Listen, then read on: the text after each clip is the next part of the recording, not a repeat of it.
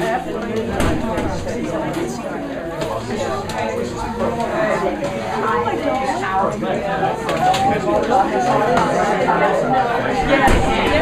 I chose a couple of things.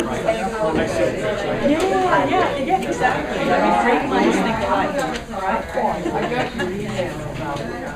I know, it's what to say about Sarah. Yes, so I don't know that. I never know. So I'm on the time on and all that. But appreciate it. All right. Andy, nothing like a controversy to nothing like a controversy to draw a crowd. You're so popular today. I wonder why. It should, yes. As predicted, our security here is Oh, it's got hollow point bullets too.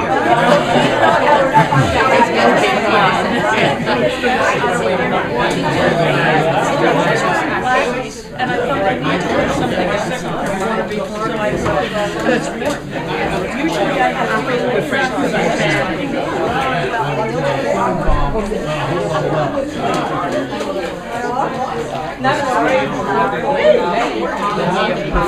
Not quite correct.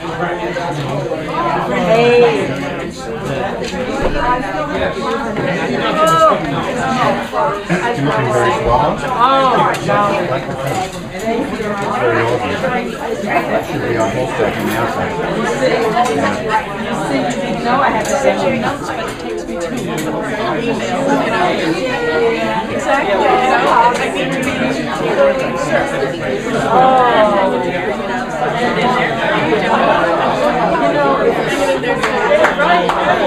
You know what I mean? You know what I mean?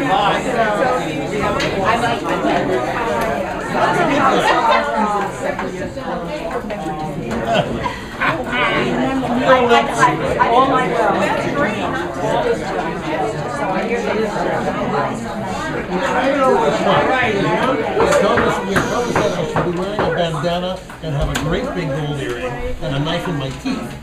And that's my favorite picture. in the audience, so please. I I want to welcome everybody here tonight. I'm happy you're here. It's good to have a nice turnout, and we will begin with our agenda, which I added 2 seconds ago, and I will find it again. There it is. So we've done the call for order, we have attendance, and we need the approval of the minutes, Madam Secretary. Make a motion. Move that the minutes of the February 25th, 2014 regular meeting of the Board of Directors be approved as both open and closed sessions be approved as circulated. May I have a second? Any discussion? No discussion? Hearing none, all in favor, say aye. Aye. Any opposition? There's no no's, any abstentions? None? You were here.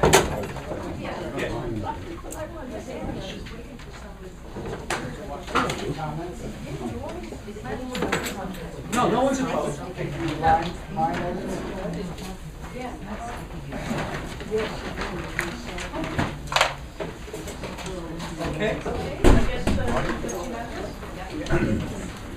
I'm going to see next to There's a buzz in this room that has to stop, please. Thank you. All right. We are now up to the general manager's report. All yours. Good evening, everybody and the board. The first item on my agenda this evening is to introduce Drew Arisdorf from First Service Financial, who has a handout he'll pass around and wants to discuss the allocation of our reserve fund monies and the possibility of reallocating it to several different accounts. So to that end, I'll turn it over to Drew. Thanks, Russell. Thanks, Larry, everyone for having me tonight. My name is Drew Ahrenstorff, and I work for First Service Financial. It's an affiliate of your management company. And I have 2 goals in my role. Is to make sure that all of our buildings are insured and maximizing the interest income available to them. For the past couple of years, we've had insurance on the entire balance at U.S. Bank. We have about $10 million in completely liquid cash, including the operating funds. One of the things that we are changing on April 1st is that the excess deposit insurance on balances over $250,000 is not going to be available to U.S. Bank anymore. We negotiated a deal last week, thank God, for excess deposit insurance at Union Bank. to California Bank, a $100 billion bank. We have this program offered to all of our clients, especially the large deposit clients who would have to go deposit $250,000 in individual banks if this program didn't exist. There's no fees for this program, and it will be in exactly the same form at 20 basis points, or 0.2% on the entire balance. In coming in here tonight, I wanted to just give some options for increasing the interest income on an annual basis and over the next 3 to 5 years.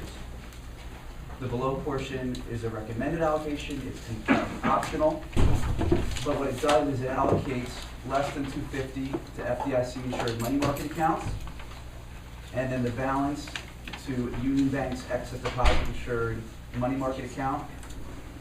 And then I took a slice out of it of $1.5 million to put in the CDs.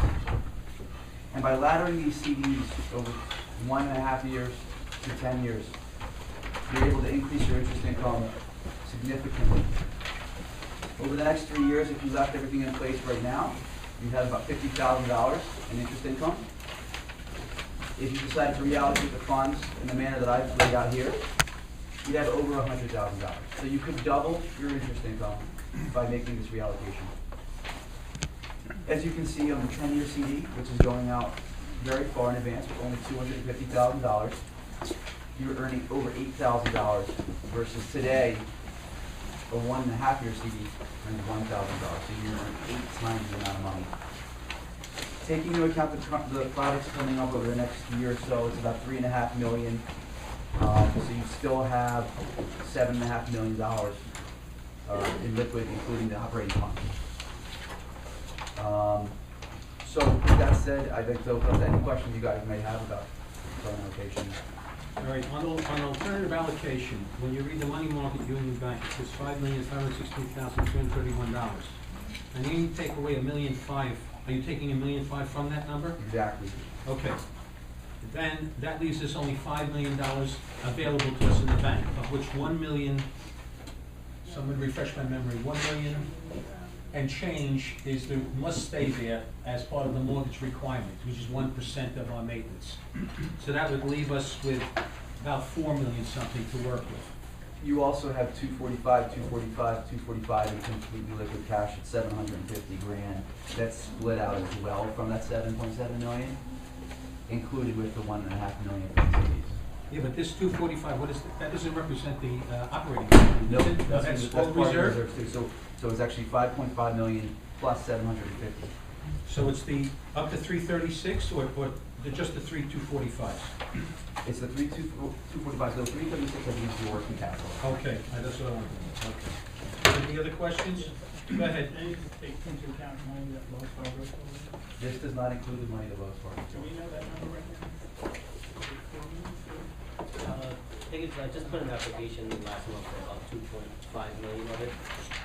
Total left in that escrow is around 4 million, I believe. So we're actually going another 2 million into this. Yes, that will turn over to get allocated as he's describing, or in another fashion once we get a hold of the funds. You could dump that $2 million into the Union Bank accounts that have full insurance on it. And the money market accounts, as interest rates rise, they will rise with it. When you buy CDs, you're locked into the interest rate. So with the money market accounts, the nice thing about having those there and having that $6.25 million is that those rates will rise over time. You have that flexibility. Well, I was just wondering about locking it up. It's only $250,000, but locking it up for 10 years at 3%. No, it's when- $1.5 million. No, just no. Oh, that's the one. 10 Yeah, year. right. And wouldn't it be better just to maybe have 2 5-year ones or something less and not go as far as 10 years? That's a long time to go. Interest rates It's a great point, and not many buildings buy 10-year CDs, but you have so much cash on hand that it's $250,000, and it's $8,000 a year for the next 3 years, almost $25,000, versus $1,000 a year at a short-dated one-year CD. So it's up to you. What's the percentage of A 1 year's 0.4. 0.4? It could be another, So you So I don't even 5-year. recommend buying I them. mean, it could If be we- another 5-year one instead of a 10 year is what I'm saying. Right. Yeah. If we decide to do nothing tonight because we want to discuss it. All the money will go to the Union Bank, Yes. right? That's Yep. definite. Yes. So we'll be liquid in Union and insured up Yep. for the full amount. Who does the insurance at Union Bank? Liberty Mutual. Liberty Mutual? That's the guy with the whale, right? No, that's the wrong guy. No, Okay. he's a good neighbor. Good neighbor. Right. Go ahead, Jeanette. Are we paying First Service Financial any fees for your services? There's 0 fees paid by the building. Okay. Dan? Two questions. First of all, I mean, are you asking us to make a decision tonight on putting money into a 10-year CD? No, you don't have to make that decision tonight. As far as Union Bank, I am saying you should make a decision tonight on opening that account, because as of April 1st, the U.S. Bank insurance won't exist. So we could at least open an account, no personal information required of board signers. We could open up in a couple of days and then make a transfer prior to April 1st of the money U.S. Bank into Union Bank. That's the only decision I'm saying you should make. Right. And so just to remind the board that within 7 years, we have a balloon due that we would expect to probably use some of this money to repay. So, number two, your other clients, I mean, other First Service customers. I mean, this is it's kind of like an either or. These are safe, except for you don't have access to the money over a period of time. What are the other options? These are the only two options we offer: FDIC insured money market accounts and CDs. There is 1% of the buildings that we manage that died in the mutual funds and things of the sort. You've seen people lose money. It's not a fun conversation to have with your union owners or your shareholders. So we only endorse insured money market accounts and CDs. That's really. And this is a pretty typical thing that organizations do, is ladder these CDs. And I've, with the change in the financial markets dropping, I've seen a lot of boards and whatever you get really stuck with things that were supposed to be liquid that turned out not to be liquid. This is, I guess, the safest thing you can do to increase the percentage a little bit. Could I have a motion from someone that's with that we transfer our funds from U.S. Bank to Union Bank for April 1st, please? You make that motion? Ellen makes that motion. Okay, it's on the floor. Anybody want to say anything? It's 10 million, no, I'm sorry, it's $7,751,331 transferred to Union Bank. My tree. So then, at the end of a year and a half, that first CD will be, basically they'll just be maturing. We're not making a decision on that now. Oh, okay, I'm just wanting you to know. Right. So then we'll be making a decision about that amount and then that will then be available right again. I think- So we're basically, that's the plan. Right. Because basically they have different time frames as to when they're going to mature, right? Right, Yeah. but nothing is being brought tonight. I know, Except I the transfer. understand. Next month, we can have a discussion about how we want to deal with it in terms of this projected idea.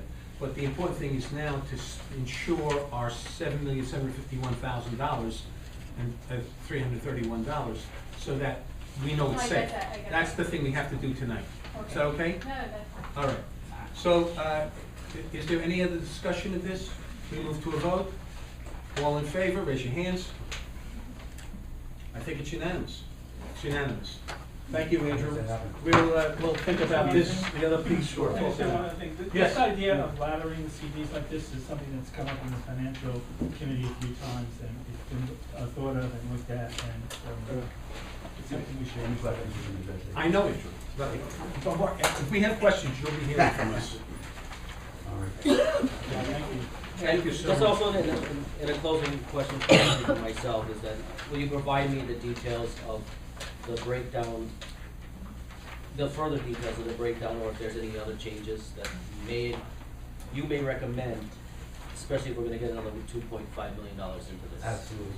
That way I could give the board a little bit more time next month, they could vote on maybe Andy, leveraging this out. On the additional funds. just let him finish, wait Yes. 1 second. Could we ask the finance committee to look into this and provide us? It's going to go before the finance committee at the next meeting. Well, no, I won't. That's not correct. It will not go before the next meeting, because the next meeting is on March 31st. That's standard or regular. Regular meeting, because the next meeting is a sequential meeting. It'll be the finance committee, reviewing the annual audit, and then the board is called to session at a public meeting at 8:30 to review that and to accept it, because we have to get it into the annual report. Okay, thank you, Andrew, thank you so much. All right, so it's all yours now.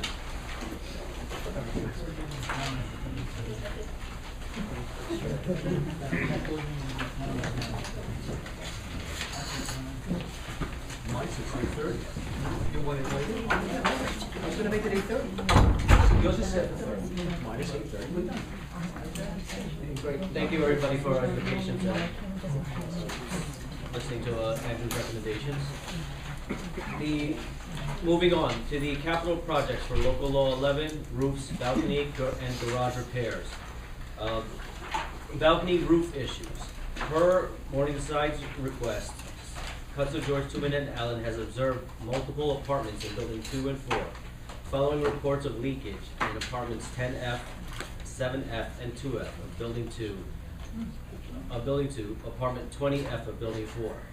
Please note, these conditions were reported after the facade work was completed and appear to be related to unavoidable natural aging and deterioration of balcony drains and/or waterproofing systems. Considering that the scaffolds at these locations are no longer available, they recommend a Volcom traffic barrier membrane system be installed and drains be replaced as follows.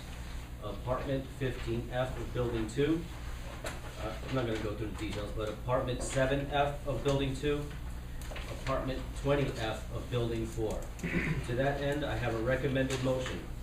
Move that the board approves the installation of Volcom traffic membrane system at building 2 7F, building 4 20F, for a total of $10,560, adding 2 additional work days to the local law facade roof project as a capital expense. Is there someone moving this motion? Jerry, is someone seconding it? John, go ahead. We're ready. Jeanette? Didn't we waterproof the roofs as part of the local law 11 project? And if so, I mean, it just seems here the cause of these leaks is defective drain system and failure of the roof waterproofing system. Could you address that? The balcony roofs, not the complete roofs of the building. So it's just the individual balcony roofs? Correct. Okay. Up to the project to date, it was not part of the original scope to do every balcony. So they repaired them as they needed over the course of the last 4 years. Didn't we have CTA review the balconies though? Yes, yes. There was the exterior and the balconies were originally reviewed for the local law facade project almost 4 or 5 years ago. So think of it this way, you had 4 or 5 years of additional deterioration in areas that may have been okay 5 years ago. I think you missed the meeting, Jeanette, where we discussed this idea of the floating slab on the balcony and how it's separated and the water gets in behind it and then runs into the apartment. Dan? Do we know if any of these were actually worked on, were supposed to be repaired during the No, none of these were worked on during this current project, identified by CTA or Brett. Anybody else? Hearing nothing, we're going to move to a vote. All in favor, raise your hands. I think. I abstain. Okay, so it's 10 and 1. I have an additional recommended motion. Move that the board approves the replacement of the balcony drains in building 2 16F and 7F and building 4 20F for a total cost of $9,900, adding 2 additional work days to the local law facade roof project as a capital expense. Is someone moving this motion? So no one's moving the motion? Yvonne moved it. Second? Thank you, James. Okay, you're on the floor. Yes. Is it 16 or 15? 16F. It's the balcony drain in 16F that's affecting 15F. So the drain work is actually getting replaced at 16F. Before anybody says, I just want to remind everybody, this was discussed about the fact that over the next several years, we're going to be experiencing failure in both of these systems, and that it's gonna come to the board on a regular basis, that we have to repair these things, because they deteriorate over time. And our buildings, the way they were built, this is what happens. So Jeanette, you wanna speak? Wasn't this part of the original scope of work to go also, or that's kind of a change order with respect to the drains? Or was that, I kind of remember specific apartments being targeted, but we didn't do anything beyond those specific apartments? We did, in some cases, we've done entire lines. In some cases, we did, if there was more than 5, I think, we did a drain thing. And, but this is new work that never showed up before. All right. Any questions? No other comments? Move to a vote. All in favor? It's unanimous. Thank you. Okay. As previously reported, the sidewalk bridge around Building 4 has come or is in the progress of coming down. The north, south, and east-facing areas of the commercial strip on Amsterdam Avenue will remain in place until the completion of the commercial roof installations. Building 5 facade repair work is now limited to ground level work and should be completed within 3 to 4 weeks, weather permitting. Building 5's roof replacement work is projected to be completed by the end of June 2014 with the installation of railing, cap sheet, flashing, etc. The sanitation solution, CTA, is currently working. I'm sorry. I'm sorry, Andy. Please. So when are we expecting completion of the commercial roofs? The completion of the commercial roofs, I don't recall. But Right now, we're in the permitting process of. We're in the permitting process. It'll be done, I think, by the end of the fall, I think, is when it's both gonna be done. I don't remember, but that's a recollection I have. in reading the local law 11 minutes, they mentioned the chimney base and it's, that work. When is that gonna happen? That's still in the process of being argued between our engineer and International Chimney, working out the Never. details. No, Definitely not never. but Definitely not we never. can't but- discuss more than that right now, Andy. We're gonna talk about it later. Yeah, I would like to hear about it. Okay. It's kind of frustrating to walk by that and it really looks like It's frustrating for me every morning. Go ahead. Good question. Oh, I'm sorry. Who? Dan? Just local law 11 related, we communicated with the shed, on the Yes. what's your sense of timing? I would definitely say before the end of April. We actually went through it 2 weeks ago, a week or two ago. A lot of it is just garbage that is piled into these sheds that's not really worth keeping. So we need to just get our manpower together, dump everything in dumpsters, and move everything to the sheds. But there will be sheds. We do need the sheds, but not in that location. There. No. It's not pretty. Sanitation solution, Cutso, George, Truman, and Allen is currently working on renderings that will demonstrate what the area would look like based on previously board-approved designs. So hopefully by next month, I have a couple renderings for the board to see what the area will look like. Entrance canopy roof replacements, the board-approved canopy restoration is still currently underway. Unfortunately, this has necessitated the closing of front entrances at various times. Please be mindful of the notices in your building of when the closures will occur and following the directional signage to enter and exit your building. With the warmer weather upon us, we can expect this work to begin moving more quickly towards completion.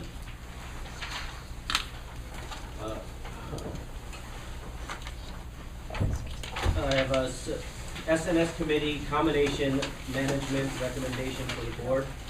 As reported last month, management believes for the Pepco Innovonic temperature sensors to work, recommended by the SNS committee, to be truly effective, they would need to be installed in conjunction with an additional Dunham Bush vacuum pump to reduce the buildup of condensate, which impedes the efficient flow of steam through our metro heating system, thus reducing the effective heat transfer, contributing to the over and underheating conditions reported by various tenants. To all the board, I came to the table this evening with a last-minute handout with 2 additional pricing quotes on this from 2 other vendors. One from Pepco themselves, and the other one was from Absolute cooling and heating. The original proposal in your packet from GS Dunham was the lowest price on a per building basis for the installation of a new vacuum pump in each building. So to that, I have a recommended motion for a combination of both the Pepco proposal temperature sensors as well as the installation of the vacuum pump system by Dunham Bush. Move that the board approve the installation of temperature sensors as proposed by Pepco to be installed in conjunction with the additional vacuum pump as recommended by Dunham Bush for a combined total of $428,400 with a potential rebate of $107,640 as this being the final phase of the heating system upgrade as a capital expense. Well, are you moving it first? No. Yvonne moves it. Is there a second? Jerry? Now my treat. So, how many vendors received this? How many people actually got the RFP and how many people responded to the bid, you know? 3. We only went out to 3. Initially, the materials, it's a Metco valve, which is a subsidiary of Dunham Bush. They've changed names over the years. I always refer to them as Dunham Bush vacuum pumps. They're the manufacturers of the valve, so the other vendors even have to go to Dunham Bush to get the parts needed. So we went out to 3 vendors, one being the manufacturer of the part itself. Did the S&S committee, approve this at this time? Oh, yeah. Well, it was discussed at an SNS committee when they introduced the idea of the temperature sensors. So the whole thing? Adding in, yes. Just so I understand the basics here, the Pepco bid and the Absolute bid are only for installation. No, including the valve as well. It includes the Metco It says it. It's just to valve. be supplied. So, They're supplying. Pepco says to furnish and install new Metco we're valve. only talking about the Dunham Bush portion of this, right? Yeah. Yeah. So, with the proposal is to buy it from Dunham Bush, and then there are 3 bids for installation. Is that No, right? it's 3 bids for the purchase of the vacuum pumps and installation. Okay. And then per building. I'm gonna vote against this motion. I let the vacuum pump seem fine to me, but I think we're being sold way too many temperature sensors. I think 7 in a line is unnecessary. It just seems like way too many. Too many sensors in a line, you think? Yeah. Every Every third apartment, I think that's excessive. Dan? Yeah, I'm just kind of building on Andy's thoughts on this. I mean, I think we've always talked about the vacuum pumps, and I'm not an engineer, but it's necessary to pull and condensate. Now it's going to help with the efficiency of the heating system, correct? Yes. And as I recall, the issue around the sensors was that even if we put them up there, we don't have any way to kind of to adjust per line anyway. So we're going to have to heat the coldest apartment no matter what, and overheat the hottest apartment. Adjust per apartment. We do adjust per line. Right. We just misspoke. Okay, yeah, per line. No, per line. No, we adjust per line, but not per apartment. Yeah, so the A line, we can't do anything for 2A to 19A, right? Right. Okay. But actually, I like your train of thought on this, because I was in the same school of thought, that it would not change or affect how we are heating the various apartments in a line. What was explained to me, not by Pepco, but by Dunham Bush, was how the condensate was affecting that progress of the flow of steam through a line. When there's condensate water in the heating system line, it's stopping the flow of steam, basically. So what we were doing was pushing excessively the steam to try to push the condensate through, thus overheating the upper apartments, trying to get the steam to push through to the bottom units to warm up the lower floor apartments. That's where this vacuum pump comes in. It'll help clear that out, which will allow the steam will flow through, heating all of the apartments in a line more efficiently. So I do believe it would But other than it's nice to know, there's no real value in knowing, how each apartment is heated, because you can't adjust it. I mean, maybe we should kind of separate this out and work with the vacuum pump, see how it affects our efficiencies, and then, if there's other things we need to do, we can do it. Well, the issue was the combination of the two. It also goes back to the automation process of it.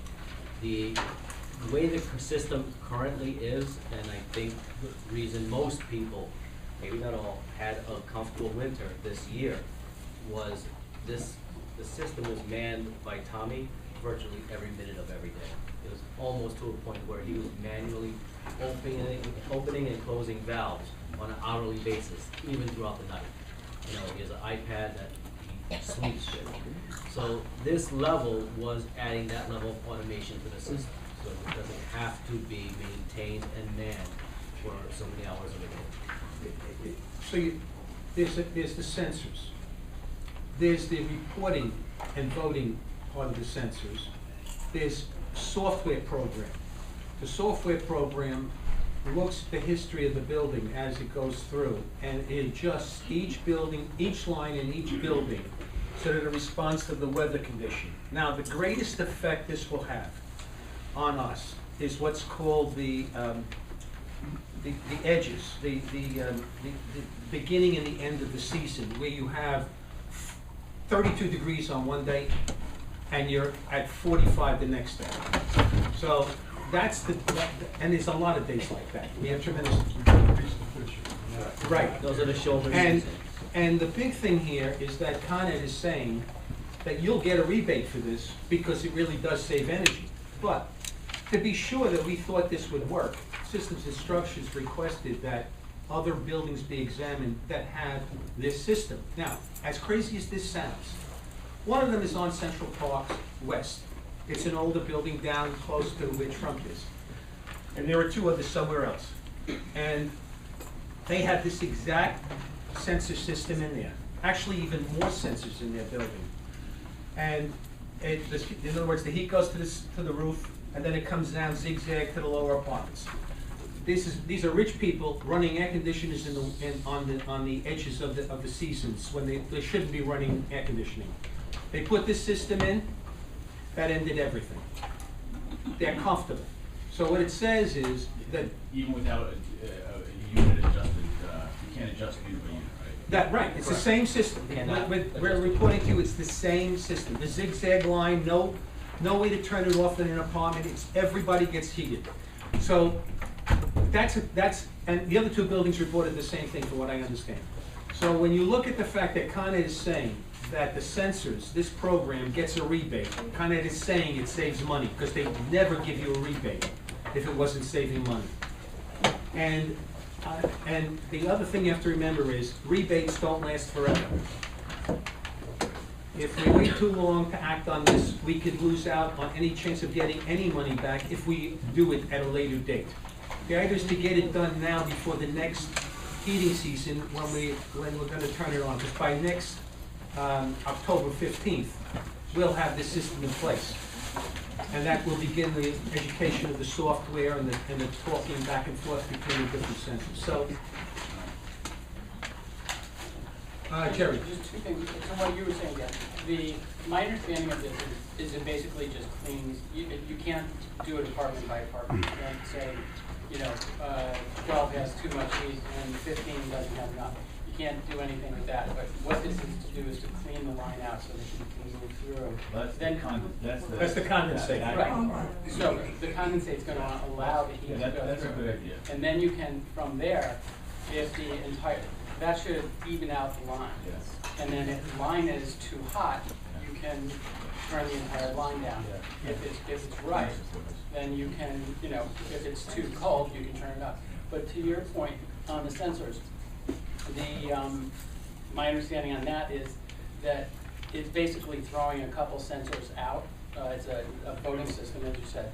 But that's for if somebody really likes it cold and they have their windows open, and somebody else is turning their oven up to whatever because they're making, filet mignon, that it will throw those out, so it won't make the system wrong. So I think you probably want a good deal sensors in there. Well, I just did the calculation, it's not, there's not much money in the sensors, in fact, there's $350 a piece, and I just, so if we went down to 4 per line, you'd save $6,000, so that's pretty small. The other apartments have one on every floor, right? Yeah, the other buildings have one on every floor. We cut already. We said we're not doing one on every floor. It's no way it's happening. Jeanette? No, I forget it, it was addressed already. Okay. Are we ready to move on this to vote? I think we are. All in favor? It's unanimous. No, I don't. No, did I miss? I'm sorry, I apologize. Mindtree abstains. Okay. Okay, I'd like to report to the board a couple other SNS recommendations for the board's consideration through management. The SNS committee has worked on the alteration agreement and has stated the following. The Systems and Structures Subcommittee that took on the task of creating a new agreement for Morningside Heights Housing Corporation consisted of Tom Levy, the subcommittee head, Michael Dimon, Marcia Duffy, and Maurice Goodell. Tom and Michael are contractors with experience in renovating apartments and gave much practical advice. They spent many hours reviewing 5 sample contracts from other cooperatives and the New York City Bar Association that management provided them with samples, and found one that seemed to have many excellent features and to be suitable to the Morningside Heights Housing Corporation. They borrowed freely from all of those contacts and met regularly to discuss the points in which they held divergent views, sometimes at length. They reviewed insurance requirements and modernized them, including, for instance, allowing shareholders to perform renovations without professional help to use their homeowners' insurance to insure their project at a level of $500,000. While our final contract is larger than the Morningside's old contract, it respects the residents and the building, tackling issues that are not mentioned in our present agreement. This includes requiring Morningside inspections as well as exposed plumbing and electrical conduits. This can result in the replacement of pipes and valves that are near the end of their useful life before a catastrophic flood that ruins property in many lower apartments. Some of this required work will be done at the cost of the apartment owner, while replacing exposed building structural parts such as old building water pipes that are ready to break will be done at Morningside's expense. The shareholder alteration agreement puts the control of renovation where it belongs, with Morningside. Those personnel who are able to inspect the building systems that are exposed during the construction and to be certain the work is being done in a way appropriate to their neighbors and the Morningside Gardens resident shareholders. With tight but reasonable time limits, this contract gives Morningside many tools for controlling contractors who fail to comply with the shareholders' plans and the contract, and attempt dangerous or shoddy work requiring shareholders to have unacceptable work redone to the approved plans and specifications. If this new contract is followed, the renovation project will be easier for Morningside to control and an asset both to the apartment owner and the owner's neighbors. Management had a contradictory opinion to this, or what was submitted by the SNS committee. After a review of the SNS recommended version of the agreement, it's management's opinion that a completely new agreement was not necessary. The current alteration agreement in place should be used for a basis for improvements. To that end, management and the engineering department spent several days discussing and updating the current agreement to include items we believe necessary and made every attempt to incorporate all points submitted in the version provided by the committee. It's management's position that the alteration agreement is an agreement between the shareholder and the corporation and holds the shareholder solely responsible for all of the rules and governing documents of the corporation. This agreement is not an agreement between the corporation and or the contractors performing the work. The newly adopted agreement puts the corporation in a position of managing and supervising contractors when the onus of such responsibility should be on the shareholder to prove to the corporation. To that end, I have a recommended motion. Moved that the board approves the management proposed alteration agreement pending final review by the corporation's attorney. Someone moving? Devon moves, seconded. Good, Jerry, and, any discussion? Yes, Andy? So I'm on the S&M committee, and I'm not on the subcommittee, and the subcommittee did a lot of work, and there was, I'm disappointed. I don't know what information flows and how it all worked. I was expecting we were gonna hear from some members of the subcommittee that put together this agreement tonight. So I don't think the board should decide on this until we hear from the subcommittee who did all this work and are very familiar with the differences between these two versions. Anything else? Mike? Do you know, when is that committee meeting again? No, I'm saying that I think, so for a lot of things, when a committee does something, we bring them to the table, and so we ask them because they know about it, and they've been studying it for hours and hours and hours and hours. And so I'm suggesting that the next board meeting, we should invite at least 2 members of that subcommittee to come and tell us what they think about management's recommendation. Dan? What are we in the attachments, like which is which? Oh, Pages 46 to 54, Exhibit 5, Management. Pages 21 to 45, Exhibit 4, Systems and Structures. Jeanette? I agree with Andy. You know, they put a lot of work into it. They compared these agreements from other buildings. They compared it against the New York City Bar Association's recommended alteration agreement. We don't know that that kind of due diligence was ever done with the original alteration agreement. Even though I'm inclined to favor management's proposal, I would like to hear what the thinking was behind these this new proposal. So I agree with Andy. I think we should hear from them. You want to hear from them right now? Oh, I think we have a long enough meeting as it is. I just want to know what your pleasure is. I don't want to disappoint anybody. No, I mean, I think they should, whoever they vote to bring to the table, they should just, I would rather not do it tonight, because we have a long enough meeting as it is, but. Yeah, but it makes sense, to get them in here. Doug? Well, at least speaking for myself, I really have not had time to look at these 2 proposals and study them, and even maybe compare them to some others that I could come across in my own office and people I know. So I'd move to table this motion and revisit it at some point in the future with, whatever in between now and then, I don't know. But my motion is to table this. Okay. The table requires a vote. No second. I don't think a second is necessary. All in favor of tabling? It's unanimous. I think also what I'm going to do is I'm going to appoint an ad hoc committee to review both documents. And I think this is time for board input on this. So I will make a committee and we will work on this, and maybe in the next 30 days when the next meeting occurs, we'll be ready to report out to the board maybe there'll be a whole new idea we're going to have, a third idea that's even more comprehensive. Because this can't go on much longer. This is something that has to be done to protect the corporation and apartment owners in the buildings. So we got to decide sometime soon. I think John will be on that committee, I will be on that committee, and then I will assign other people from outside, John Buscarello. And we will get to work on this as quickly as possible, even working through other time periods, okay? We still want to hear from the subcommittee. I didn't say no. We're not gonna stop that. We're gonna have a meeting next month.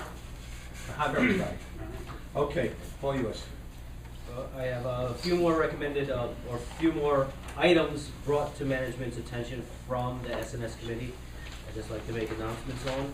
The laundry room lighting.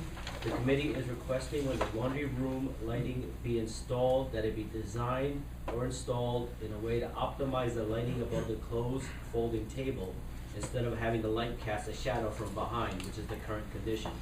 Management agrees to look into the feasibility of this recommendation. Eliminate basement metal gates. The committee has made a motion to eliminate the metal gates which currently exist in the basements of buildings 1, 2, and 5, as they serve no purpose and are in any case out of compliance with the New York City Fire Code. Management also agrees to look into the feasibility of this recommendation. Exterior door. Can I just say one thing on that? They open the wrong way. It's like you're supposed to have a mechanic above the bar so you can get out in a fire. That's what it says. I know, Yeah, I was that's just right, yeah. making more specific Right. what is so terrible about these things. And they're, my understanding is, this was discussed at length with the S&S committee, is that the idea is, oh, there's something going on in the rec room, and so this is a way to keep people out of the building. Well, in fact, it's open because the only bathroom is off the laundry room, and so it doesn't even do that, so. Absolutely correct. And on top of it, the lock breaks and it's destroying, that's mounted into a cinder block wall. It's making the hole bigger and bigger and bigger, the mounting hole. Sometimes you can't even open it. That's true too. Okay, so I think we do have an issue on those 3 gates. Go ahead. The last item from the S&S committee was the exterior doors. The exterior door lock barrels are consistently jamming. This is a continuous source of complaints and consequently repairs of said lock. In the committee's research, it has been determined that the locks wear out quickly due to shareholders cutting their own keys, then using these keys, which damages the barrel over time. The committee did seek a solution and determined that a multi-keyed access be installed. A choice of key, fob, or wireless entrance would gain access through the locked doors. It has also been determined that the basement doors do not open or close properly due to the vacuum pressure and drafts created inside some buildings. Some basement doors are heavy and hard to open and can be dangerous during strong winds. It is recommended that power assist doors, such as the ones already in existence in front of each building at the entrance of MRHS, be installed not only to eliminate this problem, but would also benefit the elderly and the disabled. Management also agrees to look into the feasibility of this recommendation and present something to the board at a future date. Moving forward, our February customer service satisfaction report. We had 99 reported work orders, 69 satisfied shareholders, and we're awaiting the feedback of 30. Our sales and transfer report for the months of February and March 2014, 1 unit closed and 4 units are pending to close. There are 6 scheduled interviews for the next tenant selections meeting on April 8th, and there are already 3 potential interviews for the May meeting, and 7 units are under contract. Currently, there are 18 apartments on the market, and there have been 2 closings thus far this year. We're getting down to single digits. Bargold's takeover. As previously reported, Morningside has bought out and is taking over the Bargold storage units. Residents will no longer receive invoices from Bargold, but will see the charge for their storage on their monthly maintenance statement from Morningside. If you have any fees owed to Bargold, you must still resolve this debt with them or face collection action. If you have a prepaid or credit balance, you will receive the credit back from Morningside at a later date, more than likely by next month. Over the course of the next 90 days, you will be notified and required to sign a new agreement with Morningside to continue to utilize this amenity or risk your use of a storage bin. Morningside will adopt the wait list for this amenity from Bargold as is. If you would like to be placed on the list, please notify our office after April 1st, 2014. Garage repairs.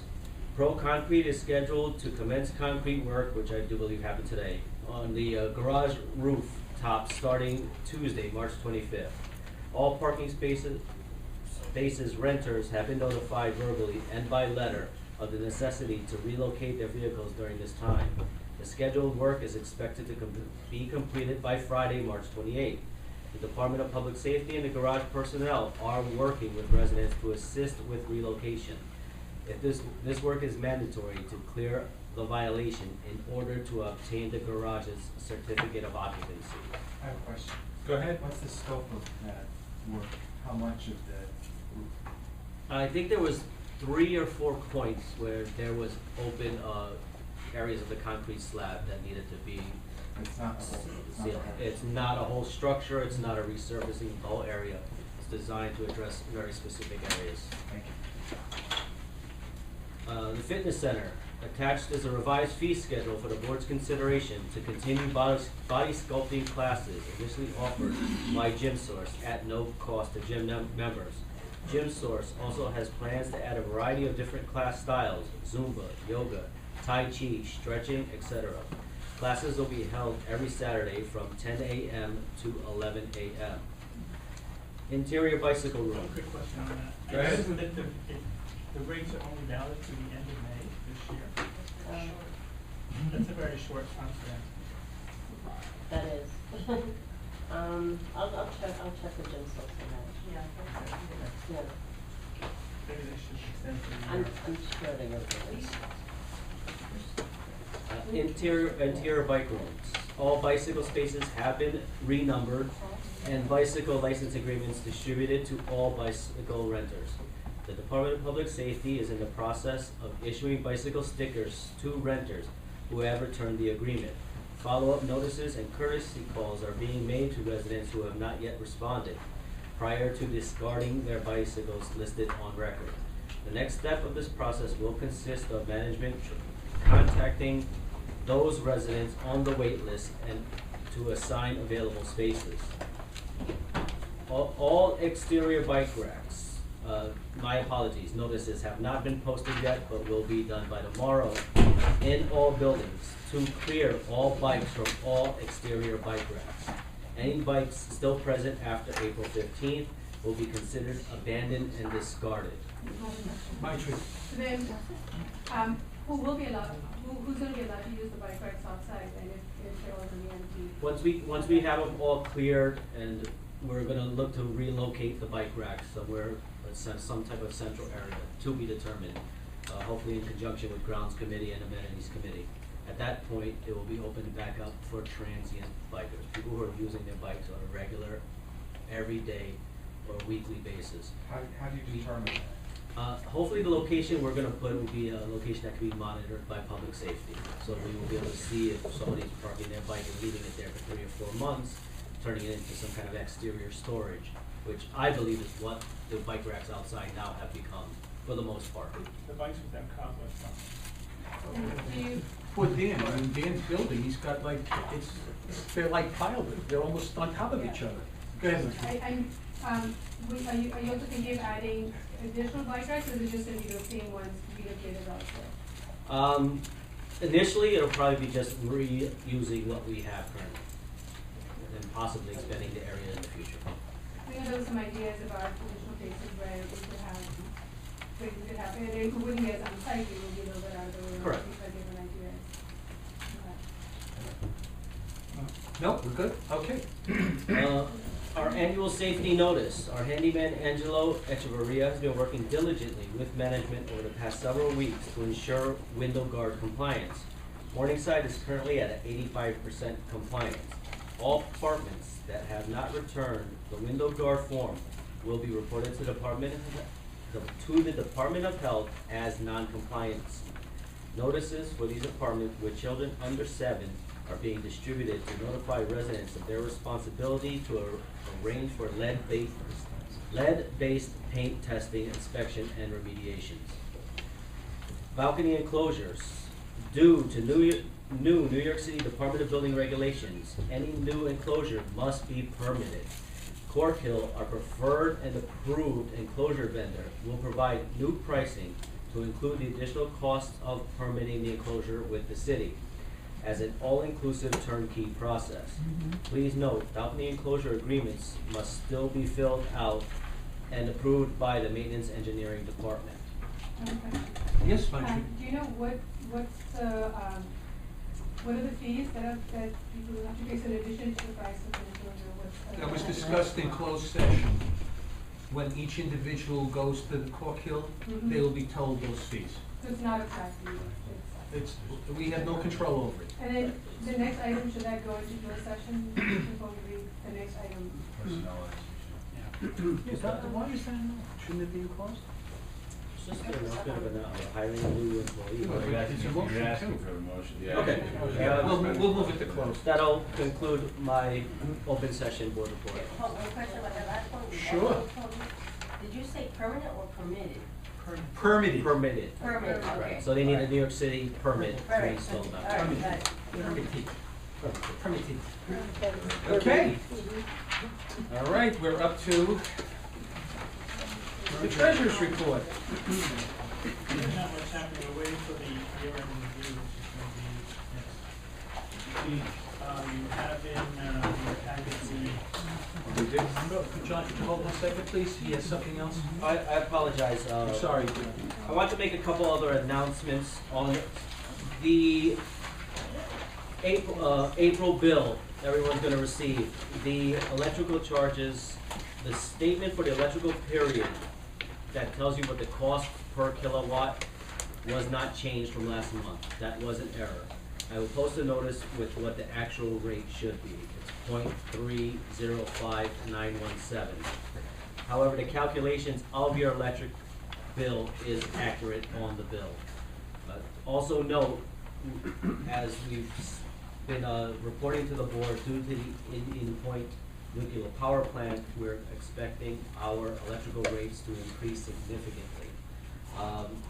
In this 1 year, it went up about 87% between last year and this month compared to that one last year. So be mindful that you're gonna see that increase on your electrical bill. We are working with our First Service Residential Energy Group to see what other items we can put into place and strategies we can employ here to reduce our electrical usage.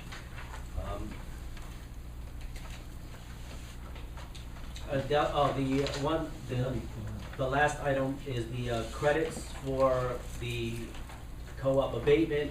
Star also did not make it on this bill. I'm inquiring with my accounting department to see why it did not make it on this month. Last year, we did run into the same problem, but it was due to the fact that we got the information late from the city of New York to process it for this particular month. Hopefully I'll have an answer and post notices informing everyone of that delay and cause. Sorry. Dan?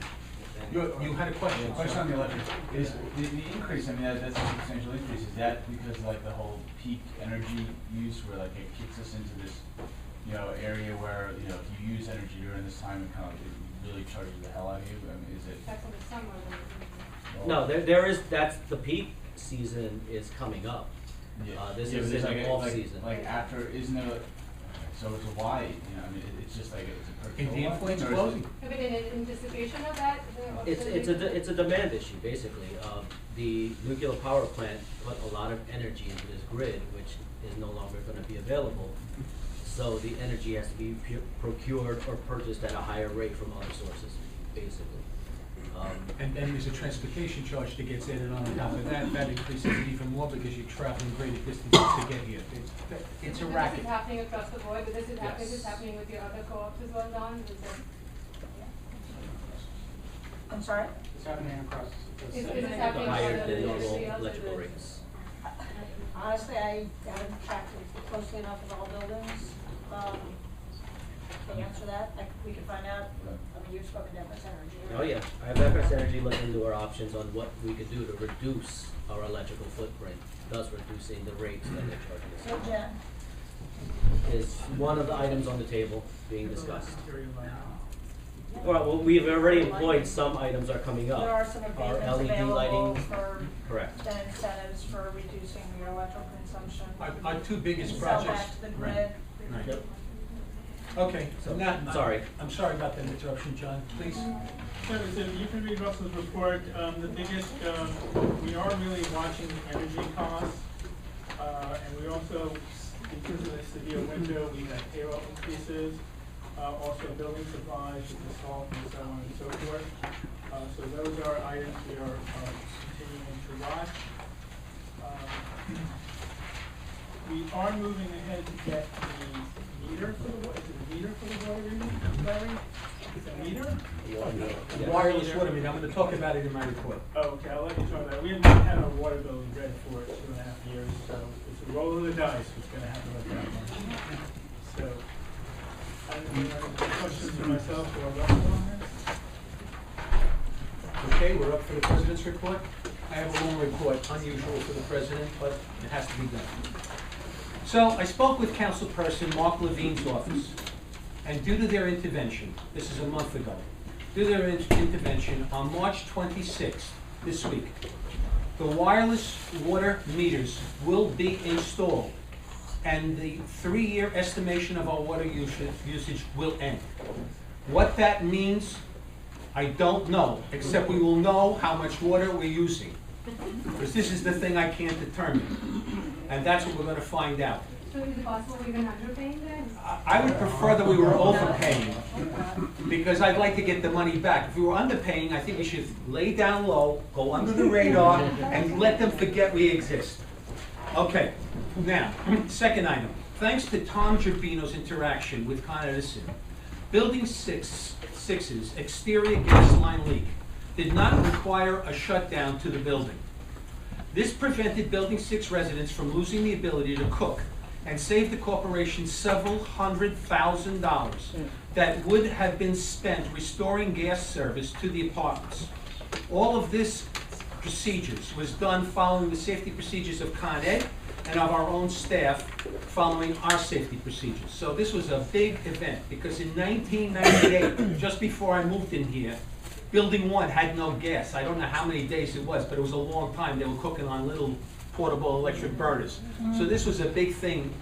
And one of the things everybody should know is that when you shut down a gas line, you are not permitted to turn the gas back on until you pressurize the whole system.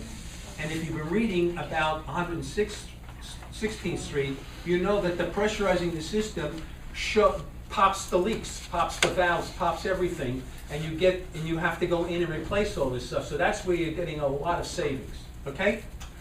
The MHHC website, shortly, management will be emailing those shareholders that have registered their accounts. Now this is a big thing. We have some money for training, they're gonna be trained, and we're not only gonna put the paper up on the floors or on in the plexiglass holders, we're gonna start emailing every shareholder that has signed up, if it concerns them. So, meaning that the emails will be directed to all if a notice is for all, or to a specific building if for all in the building, or a specific line. That does not mean the paper will not go out, but people now who have registered and who have smartphones or have access to email where they work, it will come up as a pop-up. You will know if there's something happening in your building, your line, or our development. And that's going to be a big thing for us. So paper notices will still go up in the plexi. It is hoped that this action will stimulate our shareholders to sign into MHHC website. And of course, we have the ad hoc committee of one who is now going to begin his campaign. He's finally, right, he's contacted you about right. Yeah, we're going to actually, he's been a little sidetracked, but he's going to get on it. Adam, yeah, this is Adam. Adam's excited to do it, he just had to find the time to do it. Okay, MRHS. I attended the annual MRHS meeting last evening. The corporation was thanked for its support and cash donation of $66,000. In addition to the cash contribution, it is noted here that the corporation has given, for MRHS's use, 3 2-bedroom apartments, which have a value of, to us, if we were collecting money on it, $44,833.44 per year in the use of our space. So when you put the two numbers together, cash and space, our donation, our contribution to MRHS is $110,833, which is about 1% of maintenance. MRHS also reported that MHAC cash contribution of $66,000 greatly exceeds the requirement of what the corporation must contribute so that MRHS may function as a NORC. We must exceed 25% of the largest, I think it's the city is the largest, so we have to exceed that number. We exceeded very well. 2 more things. MRHS finished 2013 with a surplus of $50,000, and they have a reserve fund of $260,000. And this does not include the annuity fund that has $785,820 in it. MRHS informed me is expecting all of the grants they have applied for to come through this year, expecting to fund all of their activities. That is the President's report. Yes, Maitri? Did you say three bedrooms or three two-bedrooms? 3 2-bedrooms. There's one, and then there's the second, which is the third one? It's the B, D, and C. B, C, and D. I said B, D, and C? I'm sorry, B, C, and D. 3 2-bedrooms. Okay? That's the President's report. We are now up to the Elections Committee. Would you please, Barbara, I have a chair for you right here. Why don't you come here? Or here. Barbara, actually, there's a mic here for you.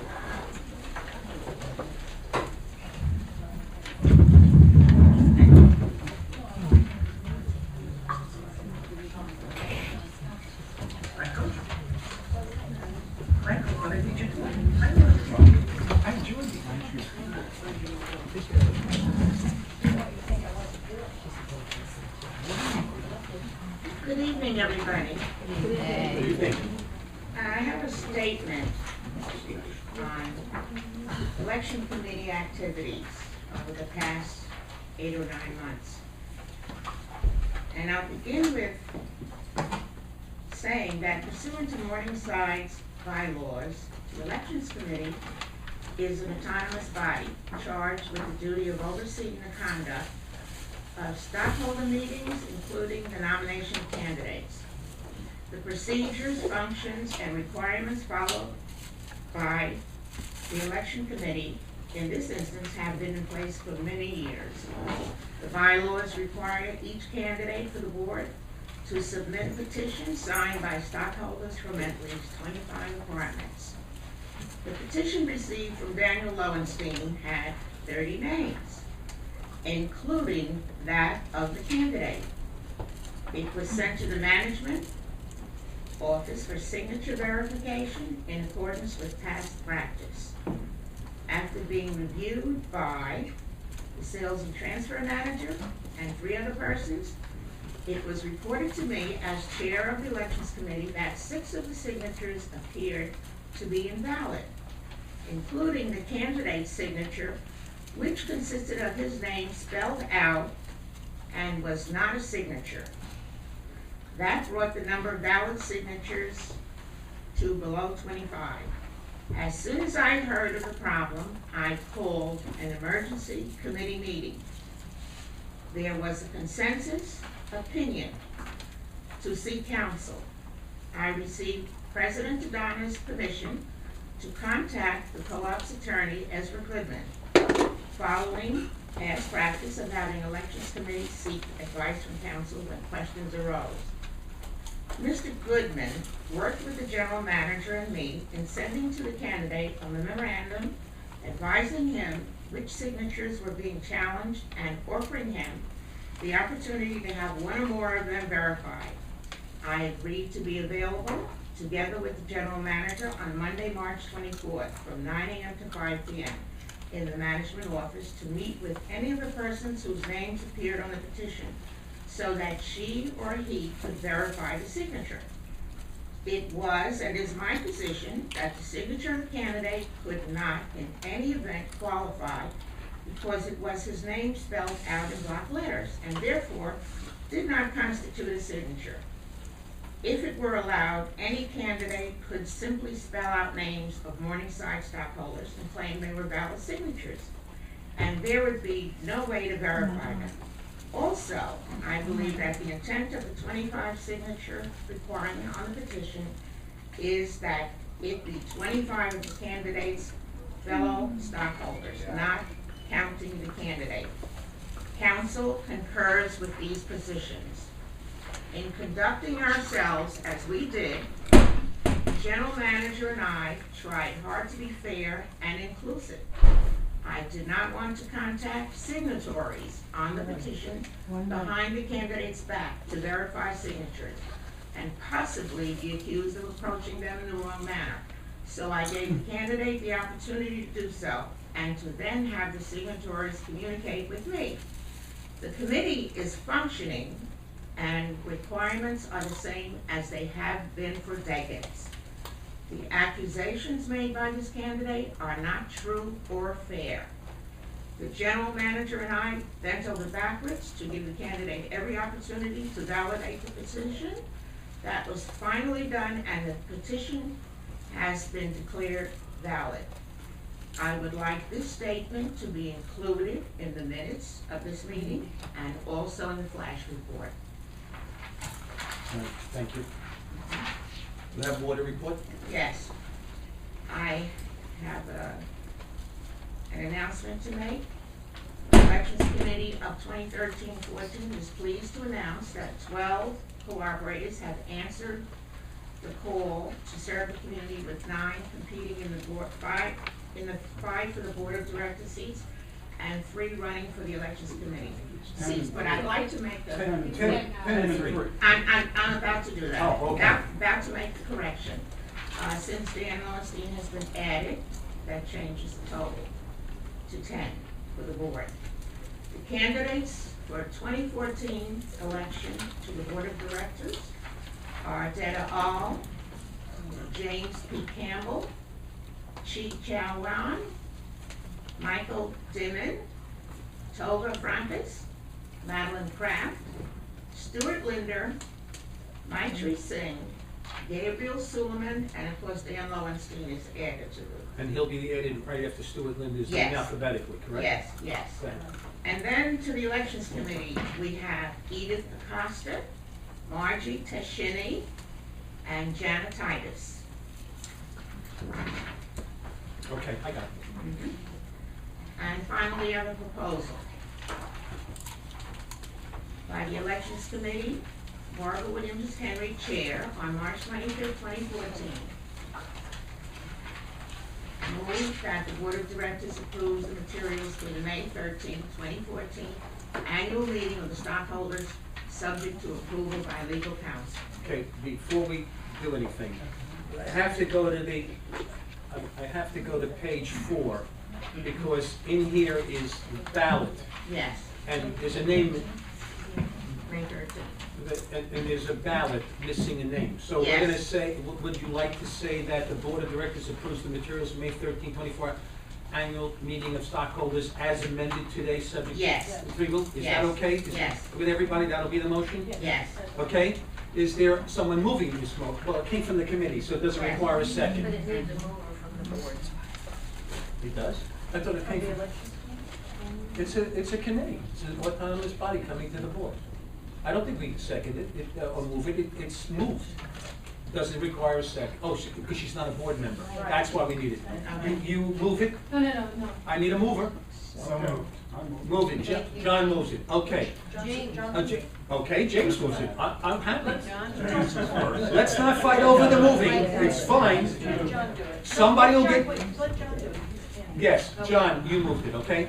So to read it again, that the board of directors approves the materials for the May 13, 2014 annual meeting of stockholders as amended, subject to approval by legal counsel. And everyone understands the amendment is that Dan Lowenstein is a candidate. Okay? All right. Any discussion? It was moved by John, and who seconded it? Nobody, because it comes from the committee, right? That's what I thought. All right, Maitri, go ahead. Couple of questions. One is, did the committee approve the ballot? Did the committee vote on the ballot? The committee voted on the ballot? We haven't actually discussed it. This is the first thing doing it tonight, but we do approve. But how did it come to the board? Of council. Listen, how did it come to the board? If the committee is putting it forward to the board, how did it come to the board if the committee didn't vote on it? We have a consensus of opinion where we agree with council. Who's the we? The committee. The committee, The committee members? the majority committee, And you did this through what mechanism? Email or? through our communication. Because I saw some emails to the contrary. You said this is the first they're seeing it, right? They're hearing it now, but they are aware of it through our own communication. This is confusing to me. It's been done. It's here. It's gotta be printed. No, I'm trying to, What is I'm the trying to issue? figure out the process. The process is the committee met a special meeting. Hmm? They agreed to delete by consensus the name Dan Lowenstein because he did not meet the requirement. He was given, the committee knows, hang on, Dan, just a minute. I'm only repeating what she said. I just want to, if I'm wrong, she'll correct me. She went to council to be sure what they were going to do. Council advised her. She wrote, the letter was sent to Dan, said, you have until Monday, 5 o'clock, to produce one of the signatures I know that. to balance No, I it. know. Once that was met, that Dan was approved, all of them were Right, approved. so I guess then if you're putting your stuff into the minutes, I'd like to listen to the minutes as well, because it actually wasn't sent to the entire committee because we got emails to the contrary. So you're saying that the You're on that consensus. committee? Pardon? You're on that committee? You got the emails to We've the all, whole and board. actually, let me finish, don't interrupt. Just be very clear, who's getting the emails? And We're asking Barbara if their So, vote was and taken. can Barbara answer instead The of? majority of the committee Yeah. voted. Okay, Voted? can we have the names of those people who voted? They're sitting here. Marcia Duffy, Edith Acosta, Susan, So St. how John could they have voted Parsons. if this is the first they're seeing it? I don't get it. So you're saying this is the first they're seeing it? Was So how it- it's- Was a vote Material. taken on this material? Because that's what we're being asked to approve. Yes. I'm asking a committee, Marcia, was a Yes, vote I taken on approved this? this material. You voted aye to approve all of this material. I suggested three changes to it. I suggested them to Donna, that were optional as to whether she accepted them or what. They were simply matters of emphasizing certain materials that shareholders tend to ignore by making them bold or making them large or making them in capital letters, doing something to call the shareholders' attention to the necessity, really, of putting in the number of people they're voting for. That's something that's often left off. And people forget to put down their building number and apartment number on the ballot. And I make them bigger because it's so much easier for the election. I've been through an election, a couple of elections now, and it's so much easier when the voter gives us everything we need. So that was my. There was also in the earlier material, the initial material, something called an instructed ballot. All of a sudden, a proxy ballot turned into an instructed ballot, and then it turned back into a proxy ballot. And I simply suggested we use the same terminology throughout the whole set of instructions so that it was very clear what the object we were talking about was. It's true that there's a legal and technical matter of Sounds like a good. instructing the president and the secretary to accept these proxy ballots, et cetera, et cetera, et cetera. But it just, I looked at it and I said, well, who's being instructed? Who's instructing them? What the heck is this instruction? Took me a while to figure it out. And I thought, well, this isn't necessary, so I suggested that Proxy. Proxy ballots, that's what it is. Why change the name halfway through? And then change it back, and so those were the three things that I suggested that I believe have been, I believe Donna accepted. Can we the accept final this since it's the material. standard? Look, You have a I problem with the have a balance? problem. Here's what I have a problem with. We, as was stated, the board actually has no authority over this, over the election. The elections can be contested. We accept that. The issue is that it has been called, whether a vote was taken on these materials has been called into question by at least one of the members. An actual affirmative vote, where it's in the minutes that a vote was taken, okay, on these materials, okay? And if we don't have a vote from the elections committee on these materials, all of these materials can be called into question. Okay. So here's my potential solution, okay? I would suggest, in addition to the amendment there, that we say that subject to approval by a legal counsel and an affirmative vote by the elections committee. You can poll them by phone or email. You can poll them by email, as long as you get a vote. You don't have to call, if So people you're can't saying make it. you want a statement similar to what we just, You need to as get an amended? approval of the materials affirmed by the elections committee, just like we affirmed We- everything. we- we're we doing. We're not arguing, already. no one's arguing with you, We did Dan. this All I already. instructed her But it was, was not- Dan, But it's one unclear second. whether that has Dan. actually happened. Dan, 1 second. She will do it. We can put the words in. It will be done. It will be done by email. It doesn't require a full meeting as long as it gets done. But I want to point out to everybody in this room, this ballot looks no different than any ballot that we've ever presented for election committee, because this ballot follows the procedure that Donna knows well. This has to pass the legal, I just want you to know, there's nothing. That's the point, that. I'm not saying anything. that If she wants to version was speak, not let her approved. speak. Yeah, that version wasn't approved. What we said is amended. But it's the Can I elections finish committee now? that needs to do this, not the board. We're advising them. The elections committee Could I has to finish take it what up I was by saying, vote. please? So the ballot has been done by Donna. There's nothing unique about this. She's been working with our attorneys for a zillion years. It will be voted on. You will have the answer. But there is nothing deceptive in what's presented to you. Marcia, I can't ask you to do that, okay? So we're gonna add the words, subject to approval by the committee and legal counsel. Everyone agreed? The language? By committee, by the committee, the elections committee, let's put it that way, so everyone's clear. And legal counsel. That is the motion that is before us. Okay?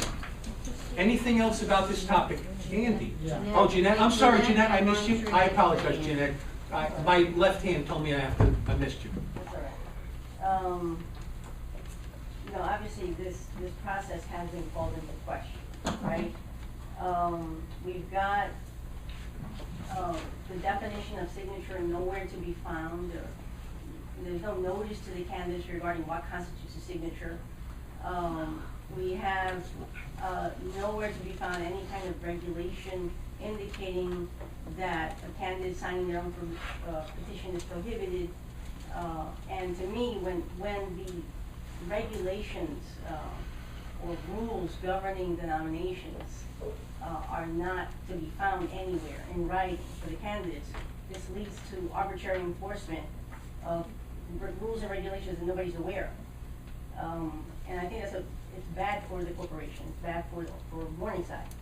So I think what this episode teaches, I think, or what we can take out of it, is that, you know, maybe the rules governing nominations should be explicitly set forth somewhere, like on our website, so that everybody's on notice regarding the rules governing nominations.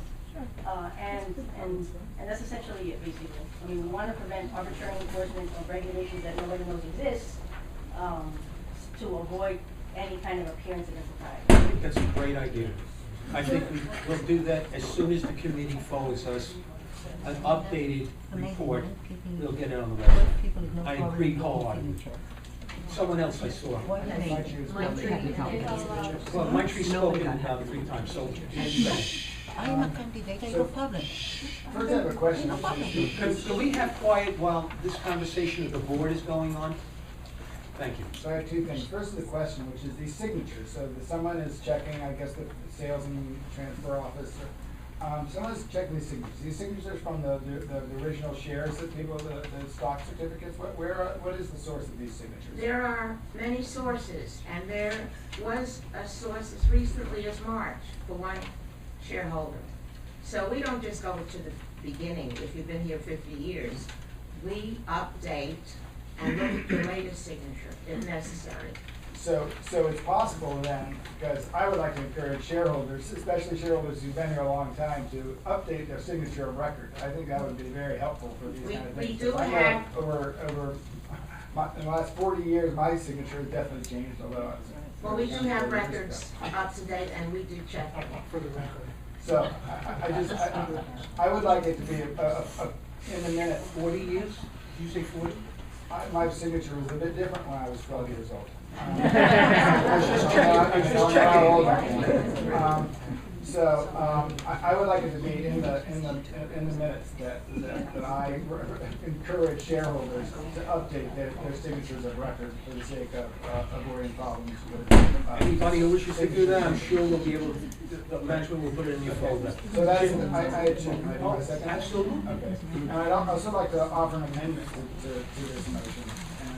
And that is, recognizing the elections committee is solely responsible for MHHC elections, to ensure the fairness and legitimacy of the May 13th, 2014 MHHC election, the board recommends that the elections committee promptly moves to retain the services of an impartial, independent organization to assist and advise on MHHC elections, starting with the upcoming 2014 election, and directs management to work with the elections committee to solicit bids from service providers in time for consideration of the important. I'd like to speak very briefly to, give me a second. It's against the bylaw. Who's second? Give me a second, sure. It's against the bylaw. No, it's an amendment. And so I just would like to speak briefly to this. Andy, could you do everyone a favor right now? Could you make that motion in about 5 minutes when we finish this motion? It's an amendment. It's not really an amendment. It's really the material that he's speaking to right now. What he's saying has nothing to do with the annual meeting that has to take place. The way it is now, the balloting, with the paper in here. That's all it has to do with. He's talking about something, an action that he wants to take place in terms of a neutral being hired to do something.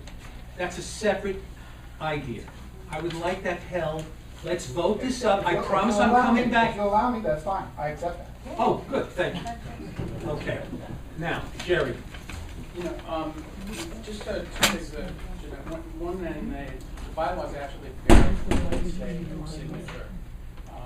How is signature defined though? Not what printing. Maybe that's how he said it. His signature is at the bottom of the form, It's versus signature. Well, no, That's the, so- that's two different things. I actually wasn't even talking about that. But it clearly says sign and it clearly says signature. And that's subject to, that's relative, I think. I mean, there's no. Well, I mean, but it would be, you know, to match to what is there. So, and, I mean, as far as the candidate signing the petition, there is no, well, the candidate has to sign where the candidate signs, but the candidate, if he's gonna sign it, should sign it, I guess, in both areas. However, there is nothing that I can find that says that you can't do it. So I don't see why one could not. I know I did that in mine, and when my partner signed it, I was upset that my partner signed it. But, so I think, you know, with this, it just shows that some of the things should be taken care of and maybe changed a little bit. The form itself, I know when I was out getting my signatures, people were saying, should I sign it, should I print, and I was like, my signature, none like yours, except for the one on the other side, is unreadable. So, because I sign my name literally hundreds of times a day, and I don't quite make all the consonants and everything. So when I sign my name on something like that, I sign it, I print it, so it's readable. So one suggestion might be for the election committee for next year is to amend the petition and clearly say, sign and print. And make sure you have the right building and apartment number. I'm very surprised that one of the signatures had the wrong apartment number. And so with that, it's difficult for the committee to know where to look. So I think it just needs to be tightened up a little bit, and saying that a candidate could not sign it, I think does require a bylaws change, and I don't think that's something we should think about right now. John? After being a financial director, I'm gonna have to resubmit my signature because all the checks signing just changes over time. But I agree with what Jerry just said, and you know, it was pretty clear when I was a candidate what was needed and what had to happen. Also, I think you did a great job. This proves that the process works. Yes. When I was a candidate, I was told get more than 25 because some of the signatures and some of the names might be challenged. Someone might make a mistake with their apartment number or so on and so forth. And that's exactly what happened. And it works. I don't understand what this whole purpose is about. This committee is separate from the board. They have gone out, they have done what is instructed to do, and they have presented the candidates following the rules of this corporation. And we can't make special exceptions for certain people. We can't just say the rules apply to everyone but someone. Absolutely. And I want to thank you for the job that you've done. Thank you. I have a whole list of people. You're on the list. Okay, thank you. John, And you like to laugh. I mean, you yell at me, right? Country. John Clever. The bottom line, I think, is that the procedure that the election committee used here is the same procedure they've been using for years.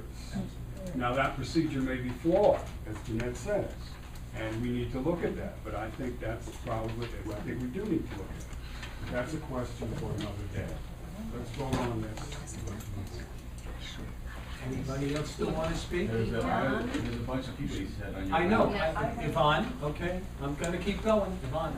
Well, I just want to say, Jerry actually said part of what I wanted to say, which is about printing and writing your name. If you look at any document that you have to sign, you know, if you've ever flown on a plane international and you come in, you print your name in one place, and when it says signature, it's a signature. When it says print, it's print.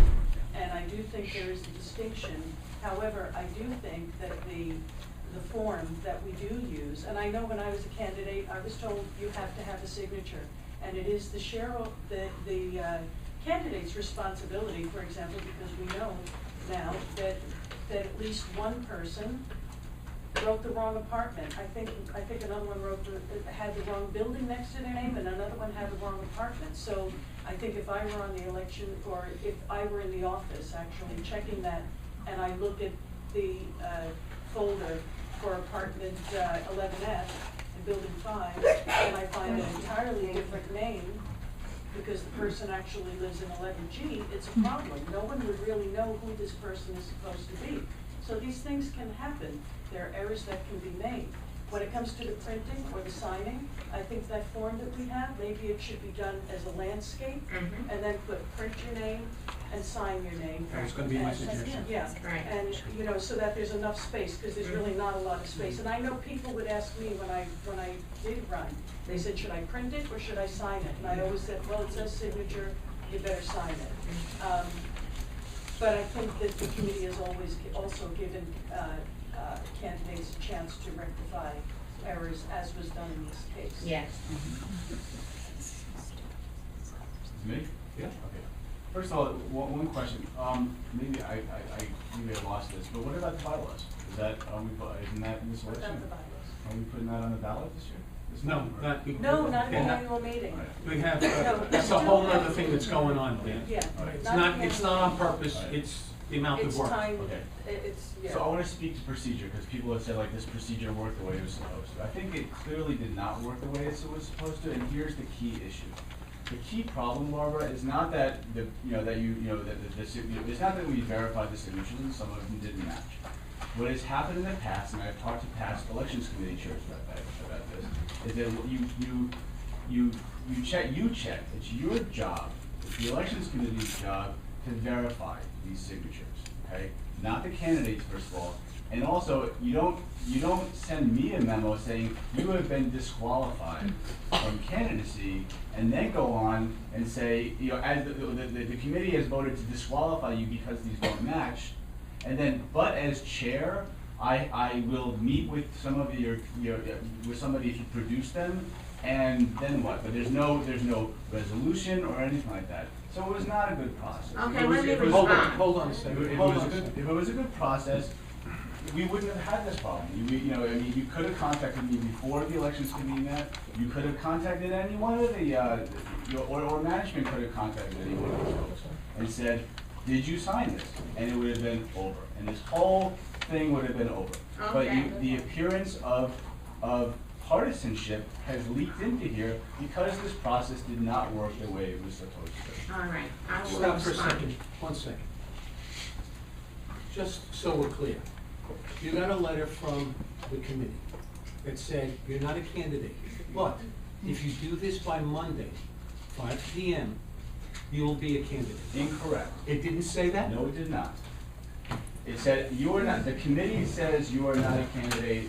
It says, as chair, I have the, I will meet, Russell and I will meet with you to, to verify one of your signatures. It says nothing after that about whether candidacy will be reinstated. And given this, where, my questions about the committee's actions and process, I have no reason to believe that they would. They could say, well, it's too late anyway. Okay. Now, second, Can Barbara? 1 second, 1 second. I thought we're not supposed to 1 be second. involved in the election committee. 1 second. The attorney, our attorney, has always believed that the election committee does not go to shareholders and check signatures. That's not permissible. They're not allowed to do that. Only the candidate can go back to the people that signed this petition. They cannot speak to people who signed the petition. It can be misinterpreted. As, by the way, there'll be a motion later this evening that will talk about this kind of thing happening. So the thing is that when they asked you to do it, that wasn't inappropriate there. It was never inappropriate. All you had to do was satisfy them. Now, here's the issue. When she told you you weren't a candidate, it's because this had to go to printing and come to the board tonight. Well, But the board knew that you were gonna be given an opportunity to amend this document. I didn't know that. I didn't know that. We all knew from her letter. Her letter states, okay, dear Mr. Lowenstein, the elections committee has disqualified your nominating petition because it does not contain 25 valid signatures. Okay, please note that these are carefully checked, blah, blah, blah. And then it says, however, I, as chair of the elections committee and the general manager, are prepared to meet with you on Monday with any of the stockholders whose signature or whose alleged signatures on these lines were disqualified, and if any such stockholder tells us they did in fact sign it, that their signature will be reinstated. However, it does not say that the candidacy was disqualified, will be reinstated. Okay? It does not. It also does not say that the committee said that the chair acted. Do you know what you're saying here right now in front of a group of people that understand the written language? This is not. This is. Do you realize what you're saying? This is what our attorney gave us as a clear document. Then we have another problem. The letter states that it's past due, and that's why she agreed to meet with you. Read the whole letter, don't paraphrase it. If you don't recognize the mistakes that were made that got us to this point, then we have bigger problems, okay? And we'll have to see how those play out. Can I respond to Yes, him? please. Okay. To begin with, you had more chances than God to comply with the rules and regulations.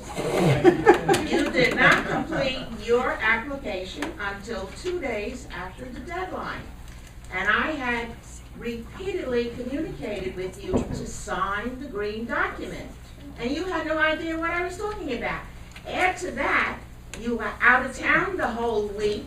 Your wife was getting the signatures. As it turned out, somebody else was getting the signatures. So you didn't come to me until midday Saturday, 2 days after the deadline, and still you didn't have it together. Whoa. So now how can you make all of these charges? So this is retaliation, you're saying? It is not retaliation. It is not retaliation. I am telling you who you are. All right, I think we've beaten this horse until it's rawhide. You want it? Okay. One thing is, But he got it, John got it. That a lot of, a lot of work goes into any kind of committee.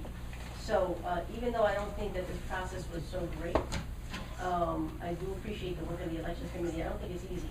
That's the first thing. The second thing is, to John Buscarella's point that, you should get more signatures, to, Jerry's point that, hey, everybody knows that, signature is X versus Y. That sort of stuff, to me, it's the difference between best practices versus minimum requirements.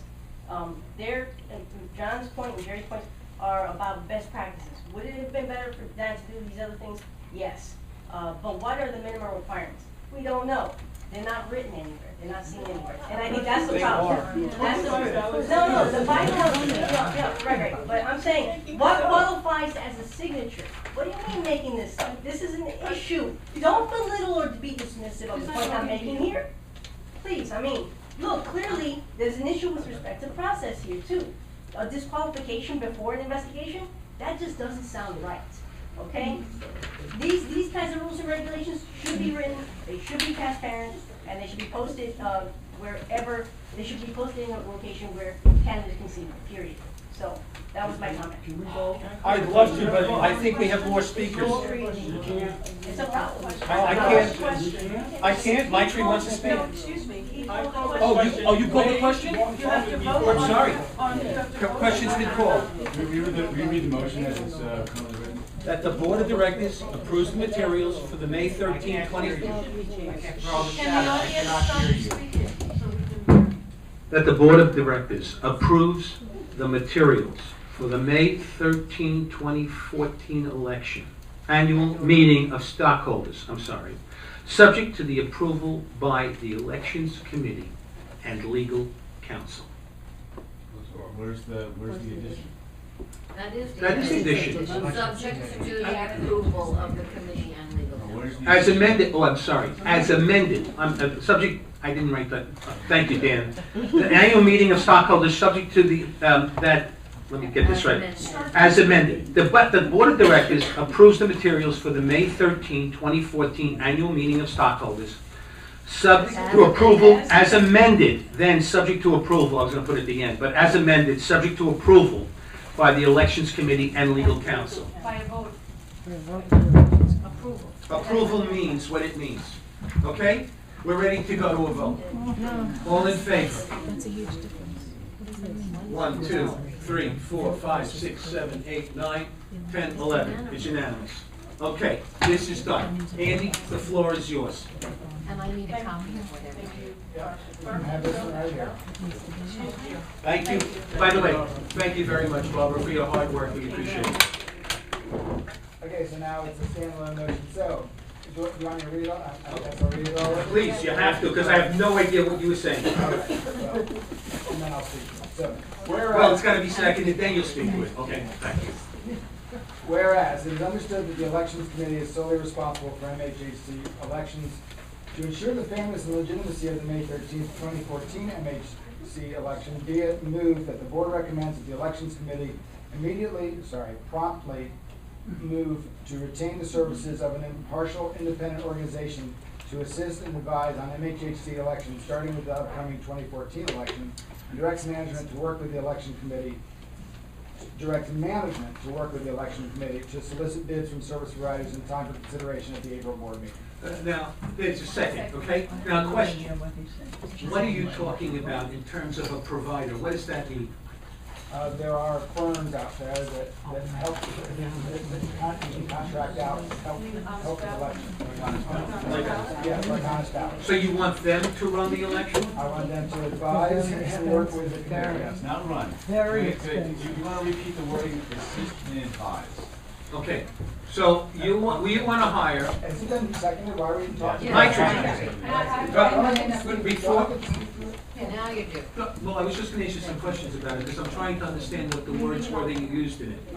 So, you want us to go out and hire a consultant, like Honest Ballot, to come here and work with the Elections Committee in terms of exactly what does that mean, advise them? And what days do you expect them to be here? The day of the annual meeting and the count for the next 3 days? Is that what you're thinking? I think it would be up to them.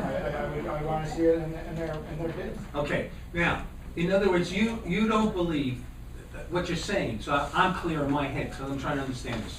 You don't believe that the system of the election committee running the election, deciding that there's a quorum, and then counting the ballots with the committee and volunteers and observers, because next month we passed the resolution that every candidate could have observers working in the committee, is not sufficient to guarantee a fair and equitable election? Is that what you're saying? No, that's not what I'm saying at all. Okay. You're commenting. Don't I get to speak? Yes, now, All right. Today, saw a lot of letters from shareholders. Who understand, particularly the ones that really caught my attention are from new shareholders. These are the ones that really caught my attention because we have a toxic factionalism in this co-op, but I don't think most new shareholders are part of it. And these new shareholders express concern about the election process here. And I do share their concerns. And so basically, I believe the shareholders deserve an election process that does not even give the appearance of unfairness. And so I'm not implying that there's anything unfair, but I don't even think there should be the appearance of unfairness. And the reason I make this is I was an observer for a candidate, and I was also a clerk. I spent many hours the year before I ran for office, and watching the sausage made did not actually give me much confidence in the process. And for instance, one particular thing, which is we've talked a lot about signatures today, is as soon as the ballot box was opened, one of the other volunteers went for some envelopes, some, I don't know, a dozen envelopes, I don't know how many envelopes, but had targeted, knew which envelopes, these are proxy envelopes, right, where the shareholder signs outside and you have your apartment number, and had targeted these envelopes for further inspection to scrutinize these particular envelopes for their signatures. And in retrospect, and the longer I've lived here, the more that makes me uncomfortable. I don't know what the process, I don't know how the committee, if they voted on that, I don't know what the process was, but the whole idea that someone, a volunteer at that, but it doesn't matter, that some person was deciding there are some envelopes here we need to scrutinize. That, it did not feel like impartialness to me. It felt very strange. And so, therefore, I think I would feel much more safe. I would feel better about this process if we had some professional help. Yvonne? No.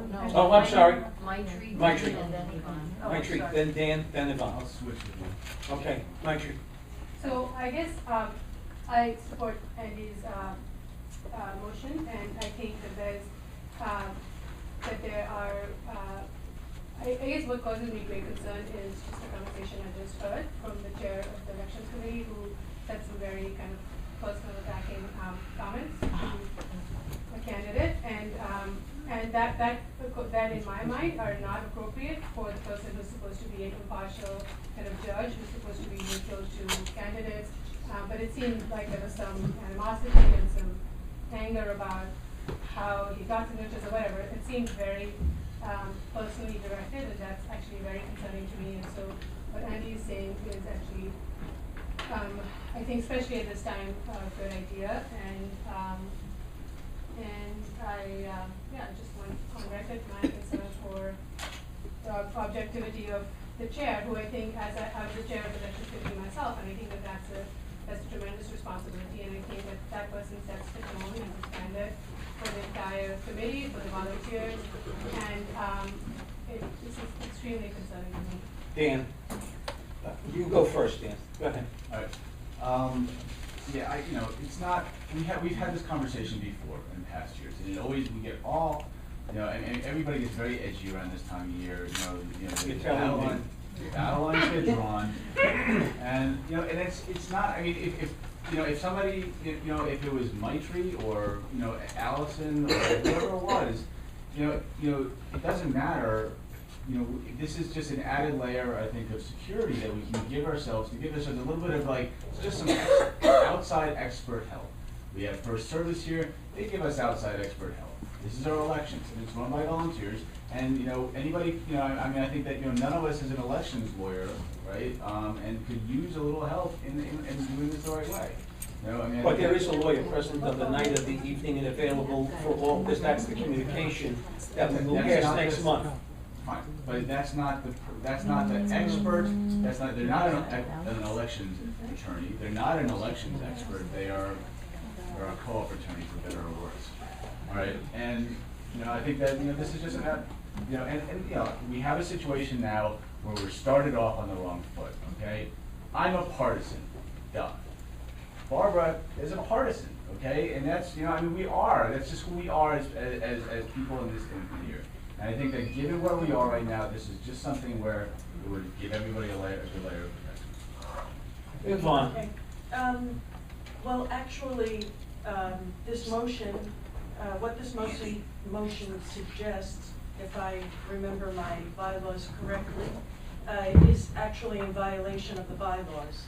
Because the bylaws state that the only group that can count votes for the election is the elections committee. And the board can vote for a special meeting, like if we were to do open market, to hire open, honest ballot. You'll have to look, I don't have the bylaws in front of me, but I believe that is exactly what it says. Will you have yours? Can you check it out, please? I think I'm correct. I may not be, but I believe that I am correct. And I must say that I think that focusing on the current chair of the elections committee as being biased is unfair. I withdraw that last statement, by the way. Because, and that other chairs have not been unbiased, or other members of the elections committee have not been unbiased, because in my own experience, I have seen a chair in the past actually campaigning with, door to door, with candidates when all members of the elections committee are supposed to remain neutral. And so I think we have to stop slinging arrows at people. I think, and that's it. And if you want to check me on the elections committee, you have to look at the goldenrod, because that is not current. I think that's not current. So somewhere in here it is. You don't know where. It's on the goldenrod paper. It's not because it didn't revise. Which year? 2009, I believe. I don't have mine with me. Just 1 second, everybody, please. Sometimes this happens at board meetings, we're looking for information. It says, right here, I'm sorry? But they know something about the bylaws. Well, we all do, Tova. So why don't give you the right to get up there and start talking? He's not addressing the board. Gabriel Suleiman got up and gave information to Dan. We don't criticize him. Everybody calm down. Thank you. To verify that, no, I lost. There is a section that says there is a section here, that's not, there is a section that says, Let's find out what the section says. I have no idea. I want to be surprised. It's 9B1. To verify the conduct of the elections at an annual or special meeting in accordance with the provisions of these bylaws, including in such duty to careful scrutiny of all official notices and stop votes and blah, blah, blah. And then it goes into the petition stuff, receives nominations, prepares the ballots, supervises the counting of the ballots,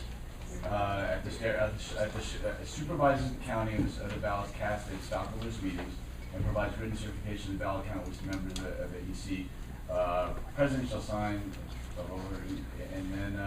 But I think the key word is that these duties shall be performed by them alone, meaning the election committee. Where do you see that? Shall be performed by them alone and not by the board of directors nor by any other committee. Right. Where is that?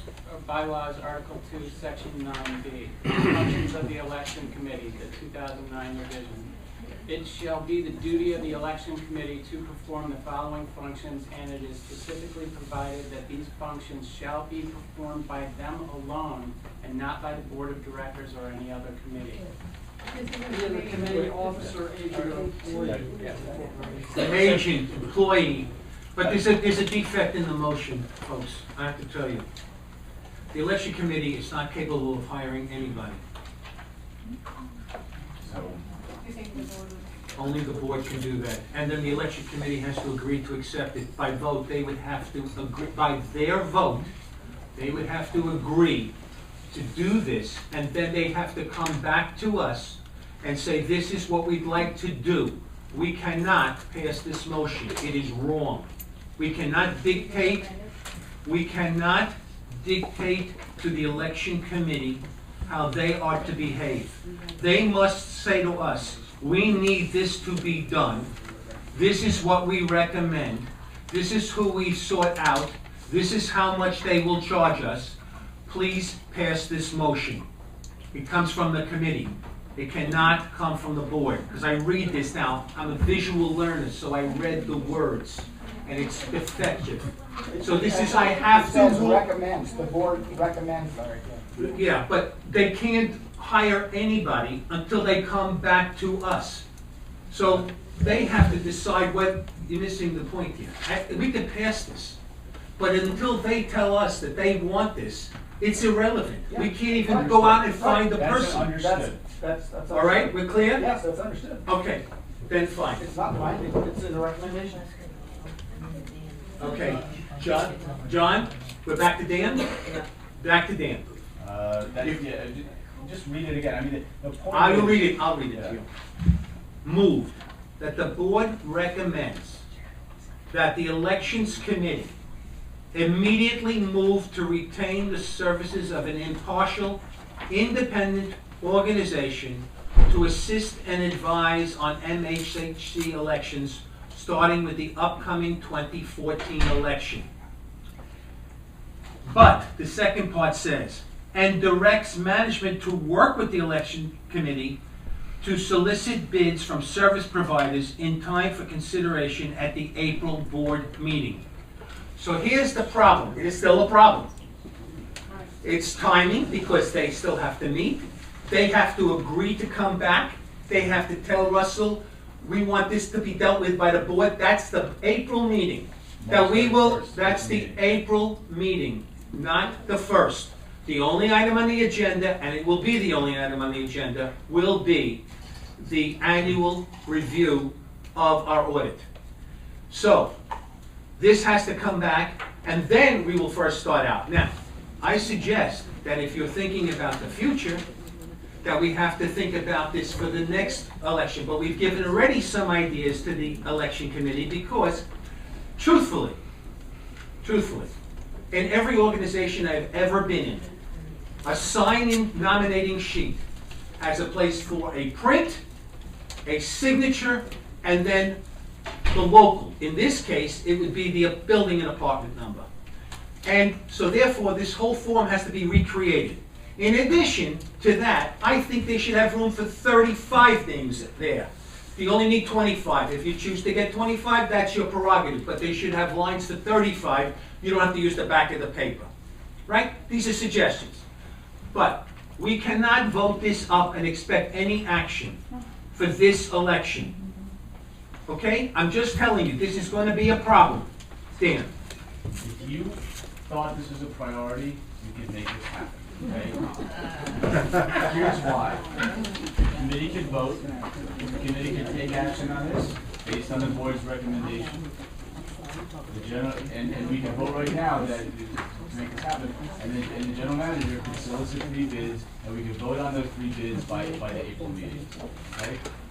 What the vendor is going to need to do really is the annual meeting the days after. That's the only thing that's left from the election really, except for the candidates. They don't have to do anything like that. The vendor has to come back and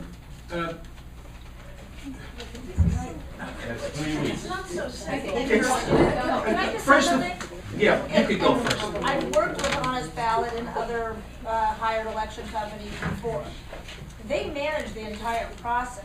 I don't know that they actually come in and will just come to an annual meeting and say, all right, here we are. They will do any part of that. Okay, they generally manage the mailing, they do single proxies. They do, but they can do a la carte too, and they've done that also. And not only that, you don't have any idea what these people's schedule is, what their calendar looks like. I can tell you just from the bylaws, no, our calendar is free, not theirs. You can put up all the roadblocks you want to say this is not Listen, I don't doable. care. All right, stop. No crosstalk. Stop. Everybody, stop. May I just clarify, that's not a roadblock, that's a fact. Because I'm dealing with, that's the same thing that the bylaws committee has to deal with in getting Honest Ballot. Okay. And they have their own calendar. Okay, she's been investigating this because we have to have an idea of what we're going to do on this. James, you asked to speak. No, I pass.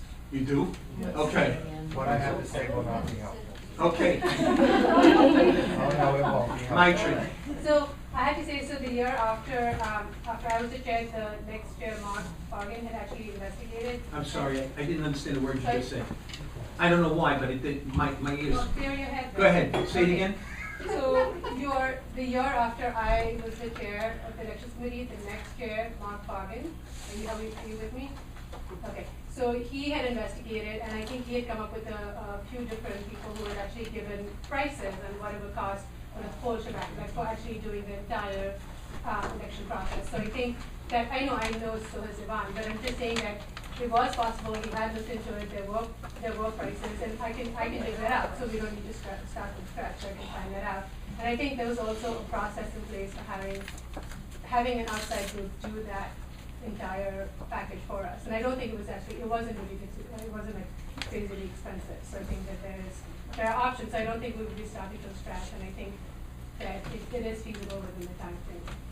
Share that with the committee, but the point is, at this moment, for all intents and purposes, this is a failed motion. This is a bad motion. It's not gonna solve the problem this year. But we'll vote it. We'll vote it up, or down. Vaughn, you want to?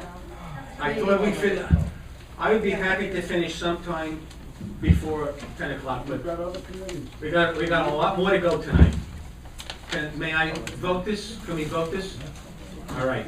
All in favor of, let me just read it one more time. No, it's okay, we got it.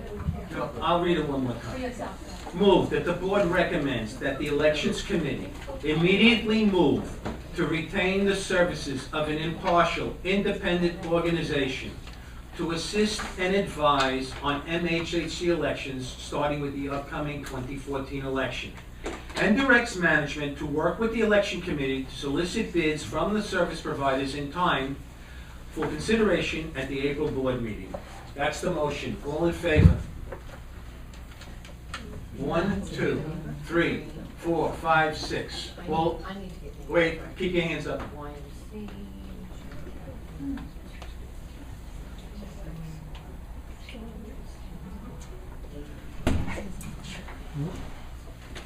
All opposed? Abstain. Wait. Oscar, is it no? Who else? Simmons? And the donor. And James abstains. Okay. So what is that? 6 to 4? 6 to 4 to 1. It passes. God bless the elections committee. Let us know what you think. Okay. We move on. Sharon and Cynthia, would you, I'm trying to figure out where we can put you so that you can work this thing. Do you want to? All right, go on. Come down one. John, you'll come down one. I think we have enough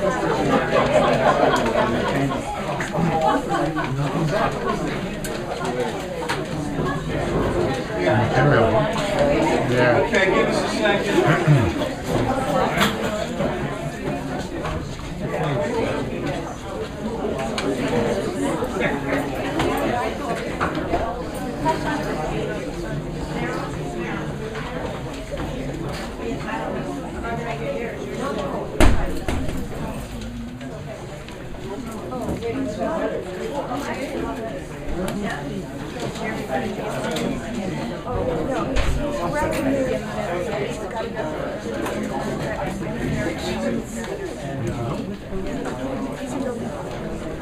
Okay.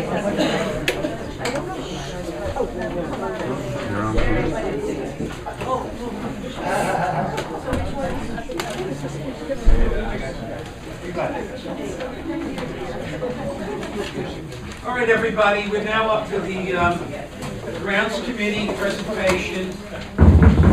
Grounds Committee presentation, Building 6. I'm going to move behind and take a look at this. So, I think we have lights somewhere for this, right, Roland? Can we? You want them all up? So good, Not that dark. It'll be too sexy. So let's leave it. good evening. Given the time constraints, we're gonna move very quickly through this. We just want to give you an idea of a visual, because I too am visual, and so I respect people who are visual, and I want to show you this. Motion, proposed by Morningside Gardens Grounds Committee Chair and Spring Planting Planning Chair, and that is Cynthia Rock is Spring Planting Chair, and I'm Sharon Lockhart Carter. Move that the Morningside Heights Housing Corporation Board of Directors approves the expenses for the restoration of the grounds and landscape of Morningside Gardens. These expenses will include the cost of goods and services for Phase 3, Building 6 surrounds. Expenses for Phase 3 are not to exceed the sum of $34,167.50, which will cover the cost of plants, trees and shrubs, $26,877.50 includes delivery and 1-year guarantee. Contracted labor, $4,830. Essential modifications to irrigation system, $2,460. Other items at managerial discretion, not part of the aforementioned sum. Professional design, $500. Additional maintenance cost due to removal of scaffold, $2,500. All right, wait, that's the motion, correct? That's the motion. Okay. We just have to move it, no seconds required. And who's moving it? I am. Good, James is moving it. It's now before us. They're going to tell us about it. I think they have a whole visual presentation, incredible visual presentation. Quick, I'd like to introduce you to the Spring Planting Planning Committee Chair, Cynthia Rock. Use the microphone, Cynthia, please. We're now up to Phase 3 of the landscape restoration program. This is the surrounds of Building 6. Thank you. It's quite a bit larger than the Phases 1 and 2 in area and therefore in budget. And we also have included irrigation, capital expenses for irrigation, extension, so that we have 100% coverage. So I think we're just going to quickly run through. The design is, once again, we worked with our chosen horticulturalist, Richie Cabo. So the design will be fairly consistent with the Building 1 design, with a lot of low flowering shrubs and some evergreen trees and some deciduous trees. And we'll just run you through it quickly you have a list of all the species in each division of the area on the map that you have. We have them numbered A, B, C, D, and E. And we'll just run through quickly and show you pictures rather than exhaustively naming each species. Okay, so Garden A is just north of the entrance, in front of the building, east of the building. At 123rd Street, correct? That's what you're speaking, that little loop at 123rd? No. North of the walkway. Let me just show you. Of the entrance. This is the building. Oh, okay, I got it. Yeah, so this is area A. It's the north of the walkway. Yeah. Did I say south? No, it's my fault. Okay. So again, here are all the flowering trees and shrubs. You know, we have things that you may be familiar with from Building 1 mainly. Does the kid come with him? No. We have enough problems. We have to provide our own kit, but I think we have some candidates. So we're having forsythia and hydrangea and all the stuff that we love, echinacea, Coreopsis nana, a few new things. Which are the new things when you get to them? Let us know. Well, okay, I think that white thing that we just had. We're still on. Yes, so, That's, yeah. Lily of the Valley plant, Pieris japonica. Yeah. And which one is that so people know? Because On the lower right. Lower right, okay. Oh. So the paniculata, white, is in the upper left corner, and in the middle is the native geranium. We have that at Building 1. You go right across, it follows your list.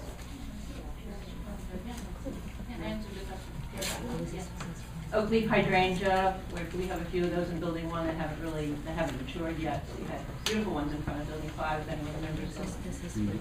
Now transplanted. Yes, that is Pachysandra.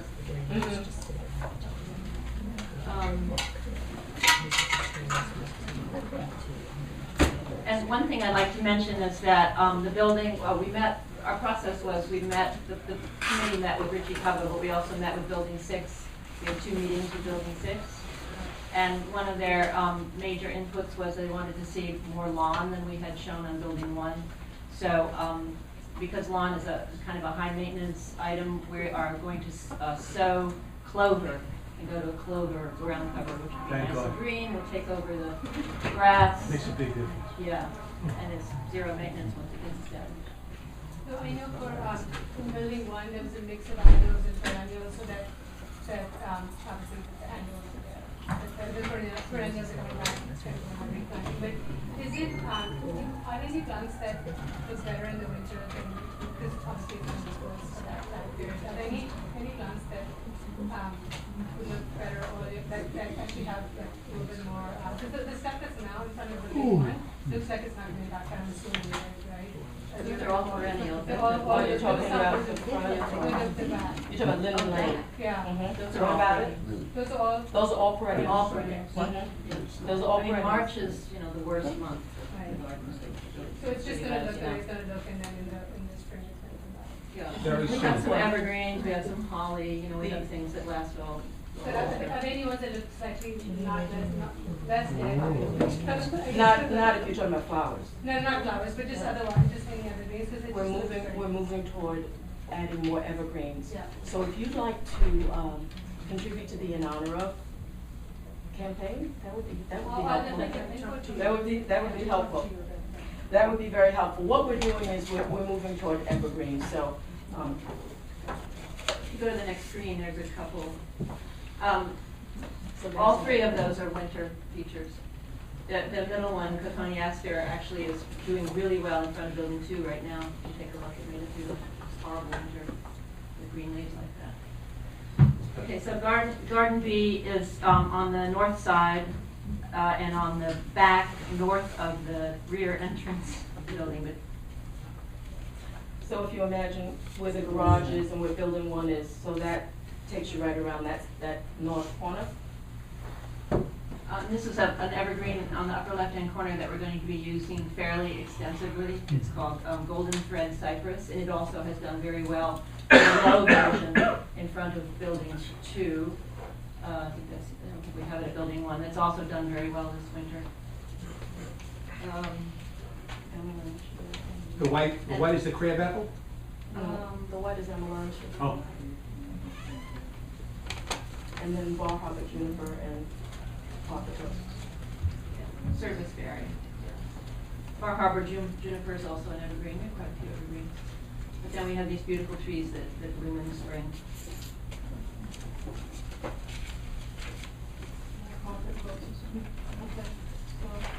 Okay, Garden C is Linden Lane, the main part of Linden Lane. So we're going to have a border of mulch with liriope, and then again, flowering trees and perennials and evergreens in a clover background.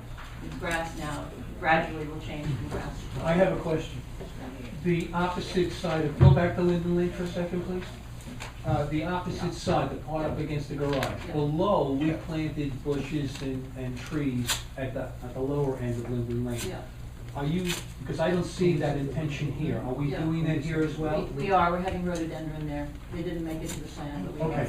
yeah. Just asking. They're in the budget, they're not in the plan, they're on the plan list. Okay, so this is Garden C, again, flowering. That's a Cercis canadiensis, the red bud, we're having more of those. Hydrangeas.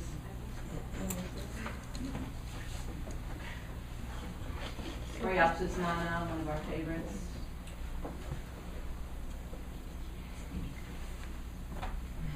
Holly. And then on the south side, Which is do you have a picture of the south side so everybody can see it? Garden D. That's 123rd Street now, is that That's correct? on 123rd Street, yes. Stop clock, you're right, Larry. We're showing a pond there, but we've tabled Once it every day. because we just haven't worked out the details of the location or the technical aspects of the pond, so we may or may not have that pond eventually. But there was a proposal by the horticulturalist, but, and he, because there's a steep slope there, he has an idea of controlling the water rolling down that slope by using stones, coming down the slope and going into a pond, which would be a very simple, plastic thing from Home Depot that he would then cover with stones and a grid so that there's no danger of, for children or anybody I just drowning. want everybody to know that next month, Russell's, the manager's coming to us with 3 bids on that south wall. That's gonna be replaced with stone. Does that affect the feature? Right now, it's rotted wood and broken wood. That's gonna be replaced with stone. That's what the bidding process will be. I've been That's wondering. part of the capital restoration too. Good, good. So does that interfere with this pond thing? Well, Okay. now the pond is And not I- in the plan yet. It's Yeah. just, it's a proposal that we tabled and partly because we didn't know what was going on with the retaining wall. Okay. So I'm glad to hear that's moving ahead and we'll coordinate. Yeah. So, Garden D, we have again the golden thread cypress, Coreopsis nana, the yellow flowers,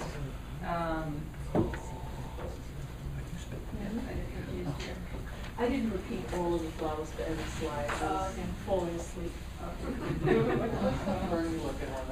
It's just an assorted fern. I just used an example of a fern. We're looking for text, we're obviously looking to add color and texture. And things that, I meing, I think one thing that was really strong in building one is that things bloomed at different times during the spring and summer, really nice, and the fall. And Dicentro, we're adding the bleeding heart in the center, which is a shade-loving plant. That we have, that's new, we didn't use that within one tree.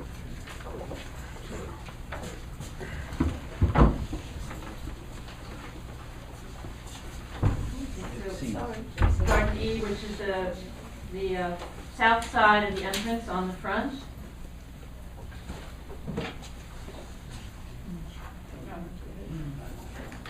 Again, Dicentro. There are a lot of the low rose plants that we all enjoyed last year in building one. We have a lot of low rose bushes in the plant. And echinacea, hibiscus, also known as Rose of Sharon. And that is our tall tree. Some of you may remember that we lost a tall tree in Irene, a Sephora. We're replacing it in the same location with a Sephora. Yeah, it'll be a lot smaller, but someday. To replace that tree would be a huge amount of money, so. Assorted grasses, clefairy spires, as we have in the front of building one, more roses. So there'll be a lot of flowering plants. It should be really gorgeous all spring, even better. Okay. So we hope to, Lights, please. again, Anybody? if this is approved, we'll move on this probably the first week of May. All right. Just wanted to say that as part, in addition to building 6, there's the likelihood that we may be planting buildings 4 and maybe building 3, sorry. We're gonna do the back of building 2 and the back and building 3, and I don't know if we're gonna get to 4, but just to let you know that we're not waiting. Well, you know, we're not gonna wait until you say before we go, right? So we are starting to plan and to think ahead so we can be prepared. Because if we don't purchase or at least reserve the plant material, by the time you tell us to start doing something, it's all gone or it's all spoken for. We had a very harsh winter, which meant that the goods that are available are scarce. Yeah. So there's this bench that's gonna be under the small tree that will eventually be a big tree. I don't quite understand, is the bench like the pond, or is the bench really a bench. It's like the pond. It's like the pond, there's no bench really. I think it's in honor of opportunity, is that correct? Yeah. But I just wonder, because we don't let people actually walk in those places, so I don't know how you give them. Well, it's very interesting that you would say that, because that's not really what our goal is. Our goal is to actually to have some paths so people can walk through and sit and enjoy, and that's really that's the next step. So the problem is that we need to be respectful of people who live on the lower floors, of people going to sit on the bench, and and the noise. So we've been thinking about a lot of things relative to that. But we really would love for people to be able to enjoy the garden.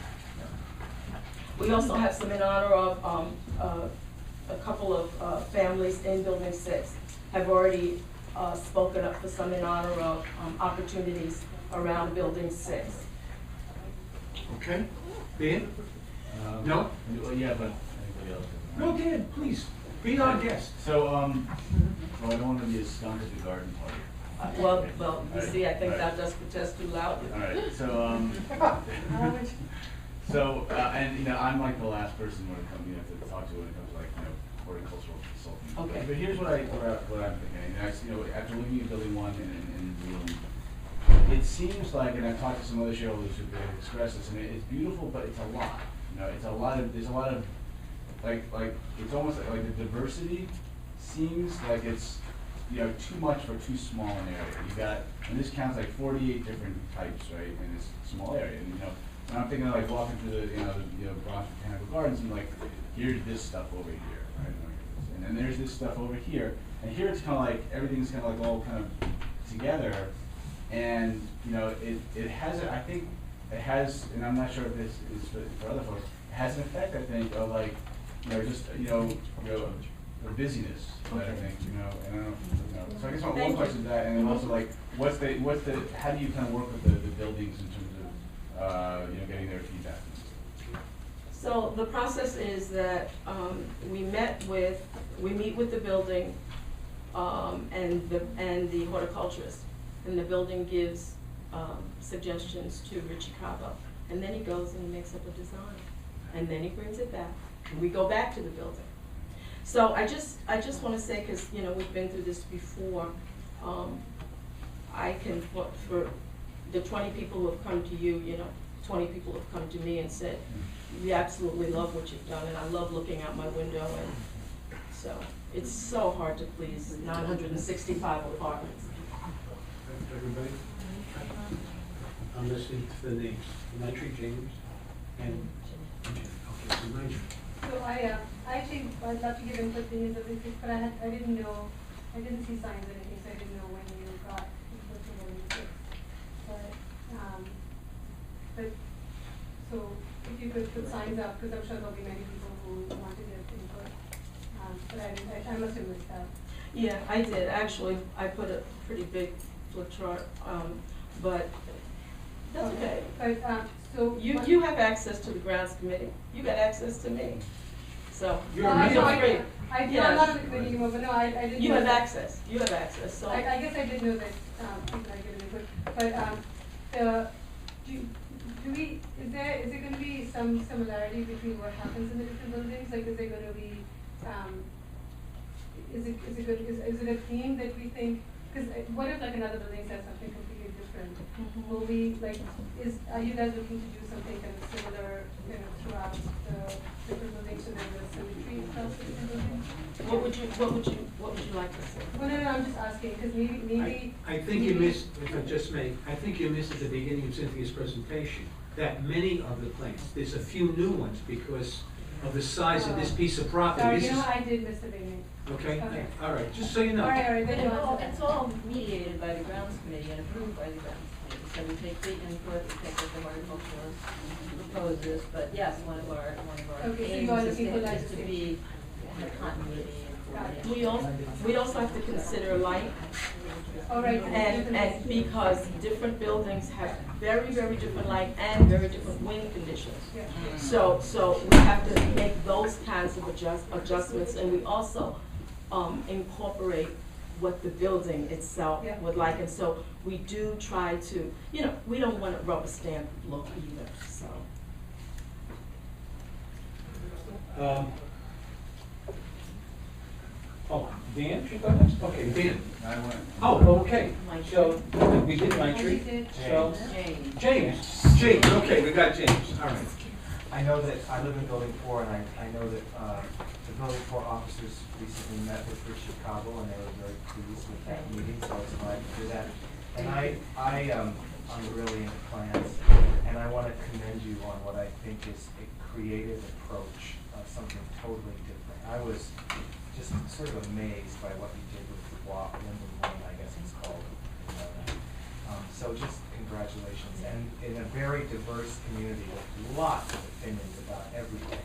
You have a hell of a job, so kudos. Jeanette? I kind of second what James has said. I mean, I live in Building 1, and I love it. I love the diversity of plant medicine. I think it's so well done, and I just hope that there's not too much input, that the input that you do get, if any, overruns any kind of unified approach, you know, that the horticulturalist recommends. So that's it. Thank you. Ian? Well, I can't, I have to join you, I like it too. But, and I've talked to Cynthia about this, but I think maybe people should know this. You guys are not responsible for crystals and porcelain rabbits and this sort of thing. That is not the grounds committee, right?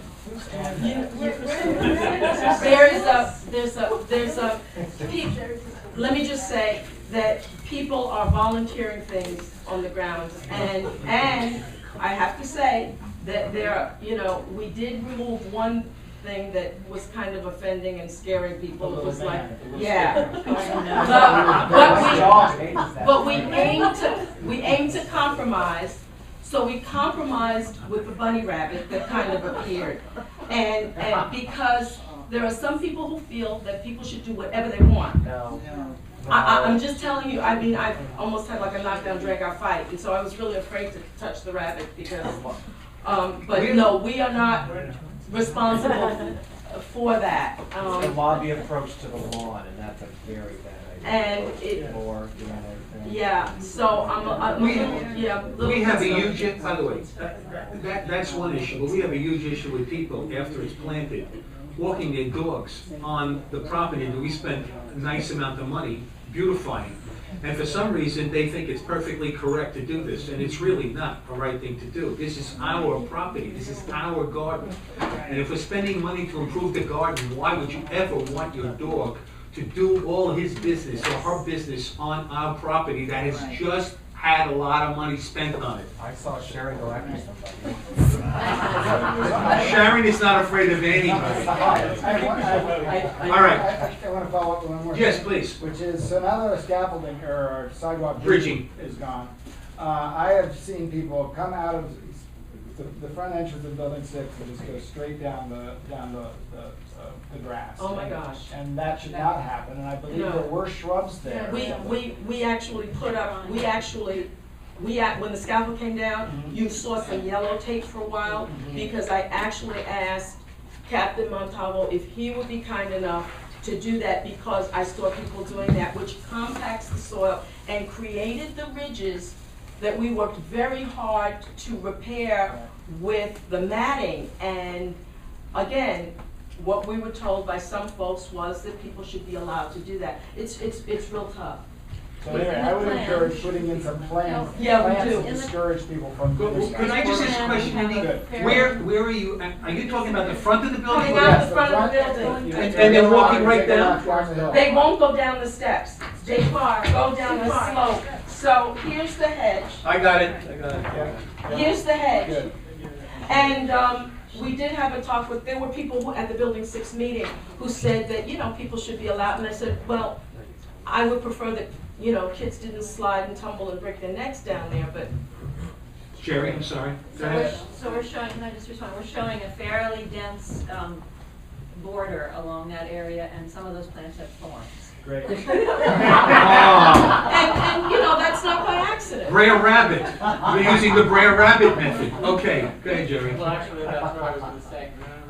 But, just I don't know, I kind of would really like to, I'm very, very happy with all the work, and especially with that ferning thing.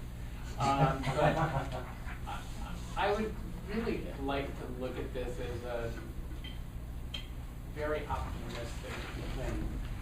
know, and they say gardening is actually for optimists, that you put something in with the optimism and the hope that it will grow and be beautiful. And I just would like this to be a kind of a symbol of us, and hopefully we will more come together and work. So Okay. I'm all for this. So here's, I think we've exhausted this conversation. So here's the motion before you. It's been seconded, okay, right, James moved it. So it's moved, it doesn't need a second. We now can vote this up. Okay, everybody knows what the motion is, it's right in front of you, right? All in favor, is a by the way, I don't know if it says it, but it is a capital expense. We're treating it as a capital expense. And it should be added, where shall we add these words? That some not to exceed the 34,000, which will cover the cost of, and then after number 3, this is a capital expense. Okay? Expenditure. You stand corrected. Okay, this is a Can I capital. just ask one thing before we vote? You guys said that the pool is not part of the plan, but yeah. Right, okay, so if, I like this, I appreciate your work, it's great, but I don't want to see that pool. So if that Let me just say, I don't want to see it either.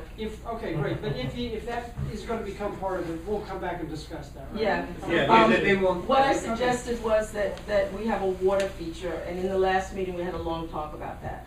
That, you know, if we wanted to have a water feature, that's something different, but several of us don't agree with the pool. Okay? We are going to vote on this. Ready? All in favor? All right. I think it was unanimous. Was it, Landry? Yes. Thank you. Okay.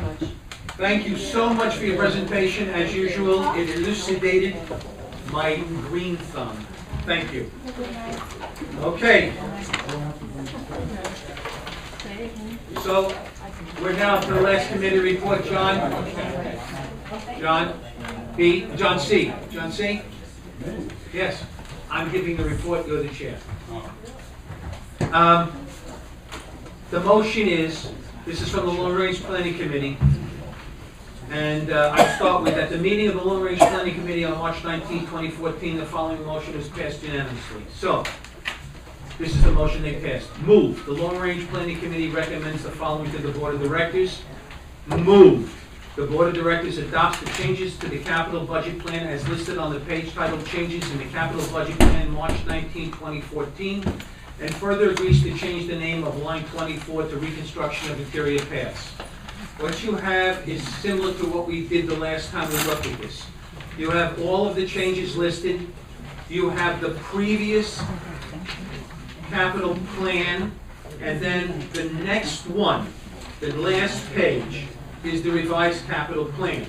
The important thing here is that we move the money around that was in the original plan going back at the time we signed the mortgage. These are the things that were agreed to in terms of the money that we needed to do the plan.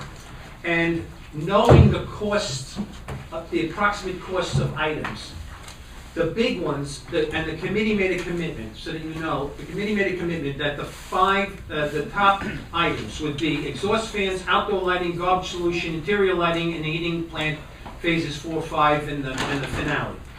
So, knowing that, the money, the first time we voted on this way back, we moved around the order so we had them in the right place. Now we're up to the point where every one of these projects is now moving to conclusion. The first one, the exhaust fans, needs no money added to it because we believe it is a maintenance problem. And the fans are, by the end of this month, every fan in every exhaust line will be working. That does not mean that every exhaust line is bathroom line and building line are balanced, but they will all be operational. Then they will go to the balancing of the lines. And then we'll have an idea. But the fans themselves, we did not spend thousands of dollars on fans. We have not had to break any walls yet to clear any debris. We don't believe there's an expense here. Whatever the expense is, it will be, if it's capital, we will take care of it. If it's a maintenance issue, it's got to be paid out of maintenance. So we're not sure where that line's going. However, Outdoor lighting needs $1.936,054 to do that project, complete. So we put enough money, the committee put enough money in that line to cover that cost. The next one, the garbage solution. We put $750,000 in that line. That's what it's going to cost. We believe, this is a belief, that that's what it will cost to do that item. The interior lighting, which never had a dollar figure, based on all the board motions and the bidding, we believe will come out to $344,198. And the last one, which we voted tonight, the Dunham Bush and the Petco, is going to be $428,711. Now you know that we're waiting for the first rebate from Petco to come in. That was the $120,000. Every time a rebate comes in, that money will go back to the contingency line. But right now, we haven't collected any rebates. We might be getting a rebate, we should be getting an additional rebate on what we voted tonight. That's another $100-something thousand.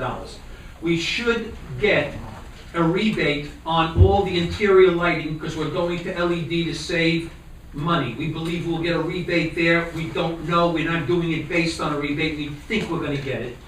And the outdoor lighting, we believe we will have a rebate also. Our Domingo Gonzalez, our architect of record for this project, believes that we will qualify for a rebate.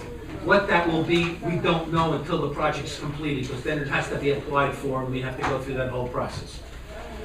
The lines for the every line, outdoor lighting, garbage solution, interior lighting, has contingency money in it. Because we were told by Domingo how much contingencies we should put in, we put it in. We guessed at the amount for garbage solution, we guessed. The interior lighting is money that was allocated previously at a previous board vote that we moved on this chart, where we put some money in that was more than enough money. That's contingency money also, because remember, if there's a problem on the interior lighting as they do the work, and we run into a problem with the wiring, it goes out for a bid, so we control the cost as tightly as we can, and that's the contingency, that's part of the contingency. So these changes, and of course the last item that you should look at is on the back page, which is, or is it the front page? What's the heck? Line 24. Where is this thing? 22? Yeah, the 24 gets named reconstruction of interior paths.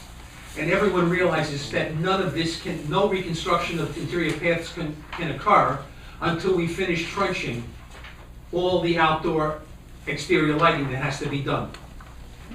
So that is going to, whatever that's going to be, we don't know. That path is not going to be cheap, but we don't know what that is right now because that's not on our radar to do that.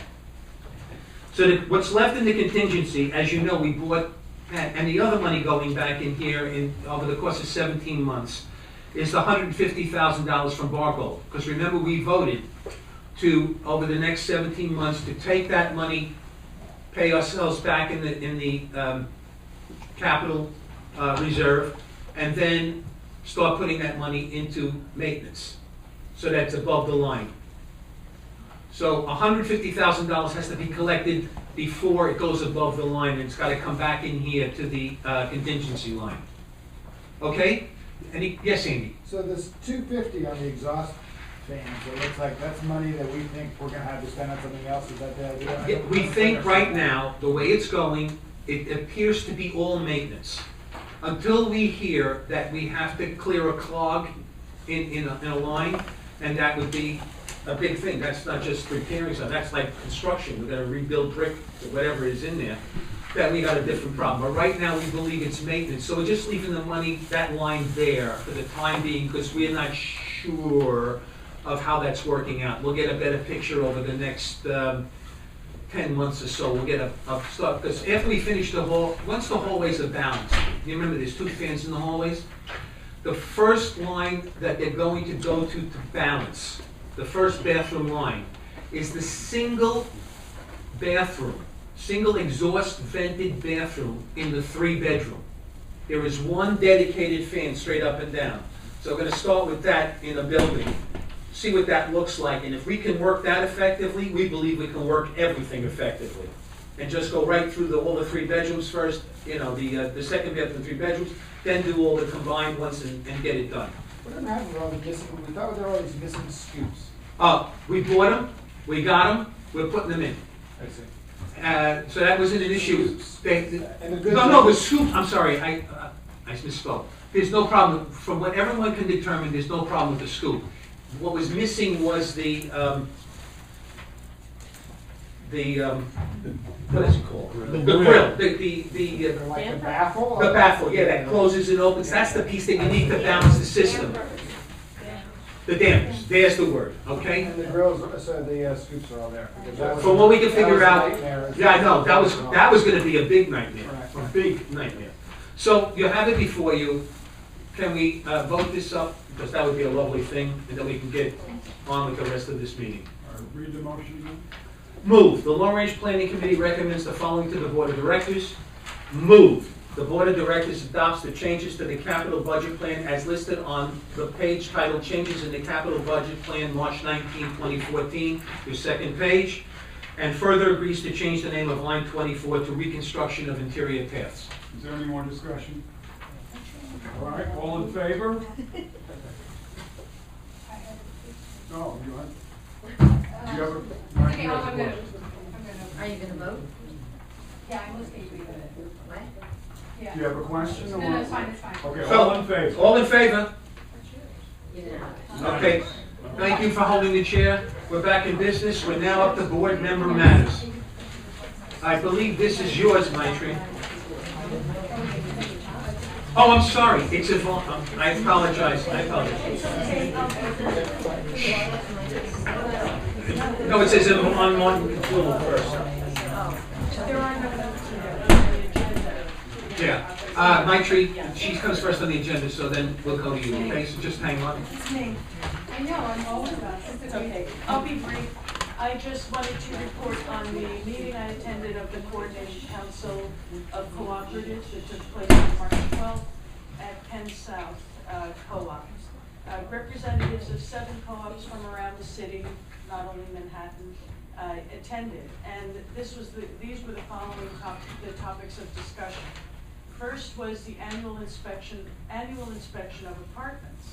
Some co-ops conduct an annual inspection of smoke detectors, and some include other items such as gas leaks and window guards in the annual inspection. And they actually do charge an administrative fee for non-compliance. For example, for not responding to the window guard form, which I think already the deadline is passed, or for failing to put in window guards. And to deal with window guards and smoke detectors, for example, shareholders could be sent an annual survey by the co-op requesting the ages of children residing in each apartment and whether or not there are window guards and smoke detectors, which is another item, and the date that the batteries were last replaced. It could then be followed up with a physical inspection of each apartment to ensure accurate responses and compliance with the applicable laws and regulations. And the reason why is because the risk of non-compliance actually falls on the co-op, not on the individual. So, If I may go point out one thing, our monoxide smoke detectors are hardwired. right, yeah, so we don't have that problem anymore. But for example, with the window guards, even though you send something to the health department, God forbid something happened, it really falls on not on the individual, but on the co-op. So it's just something to consider. Some of the co-ops do other inspections, include a lot of other things in their inspection. They're looking for washers and dryers. I like that. Yeah, and some, that actually having air conditioners is illegal, and they are really, really much more serious about these things than us. But the bottom line, as I said, for example, with the window guards, is that the risk of anything happening is on the co-op. The next item was, that was discussed, were subletting rules. And it was interesting that all of the co-ops in attendance, except for MHHC, have a 2-year minimum residency requirement before subletting is allowed. We allow people to sublet after 1 year. And the reason why is because you want people to be residents and not to purchase apartments just to, Make money. make money on them. And then some require that the shareholder has to wait 2 years again before subletting again. There was one co-op where they didn't have any limit on the years that you could sublet, but the sublet fee increased tremendously. They were as high as 200% if you sublet in the 5th year. And it's crazy, and I guess some people do it at the co-op, but for the most part, there was only one that did that. And then the next item was how to deal with board members who violate their fiduciary responsibility by speaking in public on matters that should remain in closed session. Some boards ask for a resignation, and some actually have the ability to vote to remove the board member in question when something that should remain private is spoken about in public. Additionally, some co-ops have an attendance requirement, and board members who miss a fixed number of meetings is removed. The next to the last item was a discussion about the J51 abatement, which has been increased. And projects completed after 2011 are eligible for that increase. Now, I did check on the website, by the way. I had a discussion with Russell about, because somebody made a comment about the abatement only being available to limited equity co-ops, but I don't think it's true. I looked on the website and we are listed as being eligible, which doesn't necessarily mean we're going to get any, because the decisions to give the J51 abatement are made on a case-by-case basis. So that's really something but it's something that we should keep our eye on. Finally, the finances of the CCC was the last item that was discussed. They're running out of money, and they have been discussing raising dues or asking for additional voluntary contributions, because they're running out of money. I didn't get a letter asking for money. Don't worry, it's coming. It's coming. It has to come to the board, but I know I didn't Yeah, get it. it has to come to the board, so we probably will be asked for that. And the meeting concluded with an appeal for member co-ops to reach out to co-ops that are not members, that are non-members, in order to increase the membership, and then maybe they won't have to increase the annual fees. If they get more co-ops to join, because they have lost a few because they raised the fees last year. And some co-ops didn't join because of that, believe it or not. And that is the end of my report. Thank you. Yes, Edie, of course. Thank you, that was good. But a lot of inspections, that remind me, Russell, what's going on with the leak inspection? We keep, it's in between our in-house, we keep postponing it. Memos written, we're kind of getting ready and geared up to do it, we just have not executed it yet. But it's coming down the pipe, and it's gonna start building by building, starting with building 1. And part of that was also many of the things that Yvonne was talking about has been the topic of discussions between Tom and myself on exactly what we're gonna look for. We do wanna respect shareholders' privacy by not getting too involved, but obviously if we see conditions of hoarding or things that may be dangerous, we're discussing our options on what we would have to do as far as reporting. So, and we know it's going to be a bit of a culture shock for Morningside to have us go in and check on all this. So that means when you open the front door and they let you in, and you can't get from the front door to the bathroom, that might be a problem. That might be a problem. Okay. Go ahead, Maitri. Are you thinking that it could be as part of this kind of annual inspection? And would that be kind of the movement in which you could? Yeah, well, I mean, as far as egress is concerned, we have the right. Morningside has the right to inspect their apartments as part of the proprietary lease or house rules. So it's just a matter of it was never done before. And, we understand it might be a cultural shock to people to have us just come in just to look at your apartment, looking for leaks, looking for dangerous conditions. Yeah, A they number look of for items. gas leaks, they look for a lot of different Absolutely. things, yeah. Okay, we're gonna move to motion. Move that the board of directors shall issue a statement reminding shareholders that they should not yield to any pressure or coercion to fill in or turn in proxies for election ballots if approached by fellow cooperators. Is there a second? Second. I'm glad you woke him up, because otherwise he would have died in 1 more second. Okay, it's before us. Maitri, speak.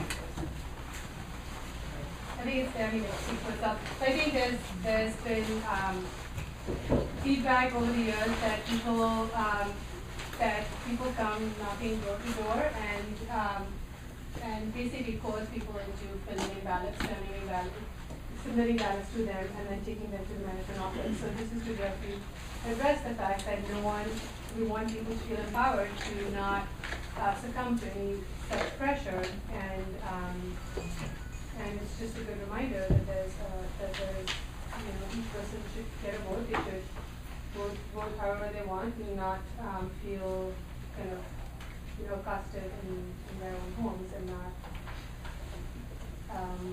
that's it. Doug? If we vote this up, is it okay for people to still go door to door? Yeah, and I think door to door, I mean, people can. Campaigners can Yeah. still go door to door. Yeah, but it's like, I think I'm specifically talking about the filling in of ballots and kind of collecting. People, people do that neighborly thing, but I think this is really more the coercive aspect, which people have basically said that they felt coerced and then had gone back to the management office and changed their vote because they felt that they couldn't say no to the person who's standing there and being correct for that. So I think that's the aspect of trying to. So it's not that they changed the person's vote the first time, they got them to vote, and then they went to the office and changed the vote. Is that what you're saying? Yeah, so that the person didn't feel comfortable saying no to someone. But who's saying but no. this motion does not stop anybody from talking to people and asking them to fill out their ballot and signing it, right?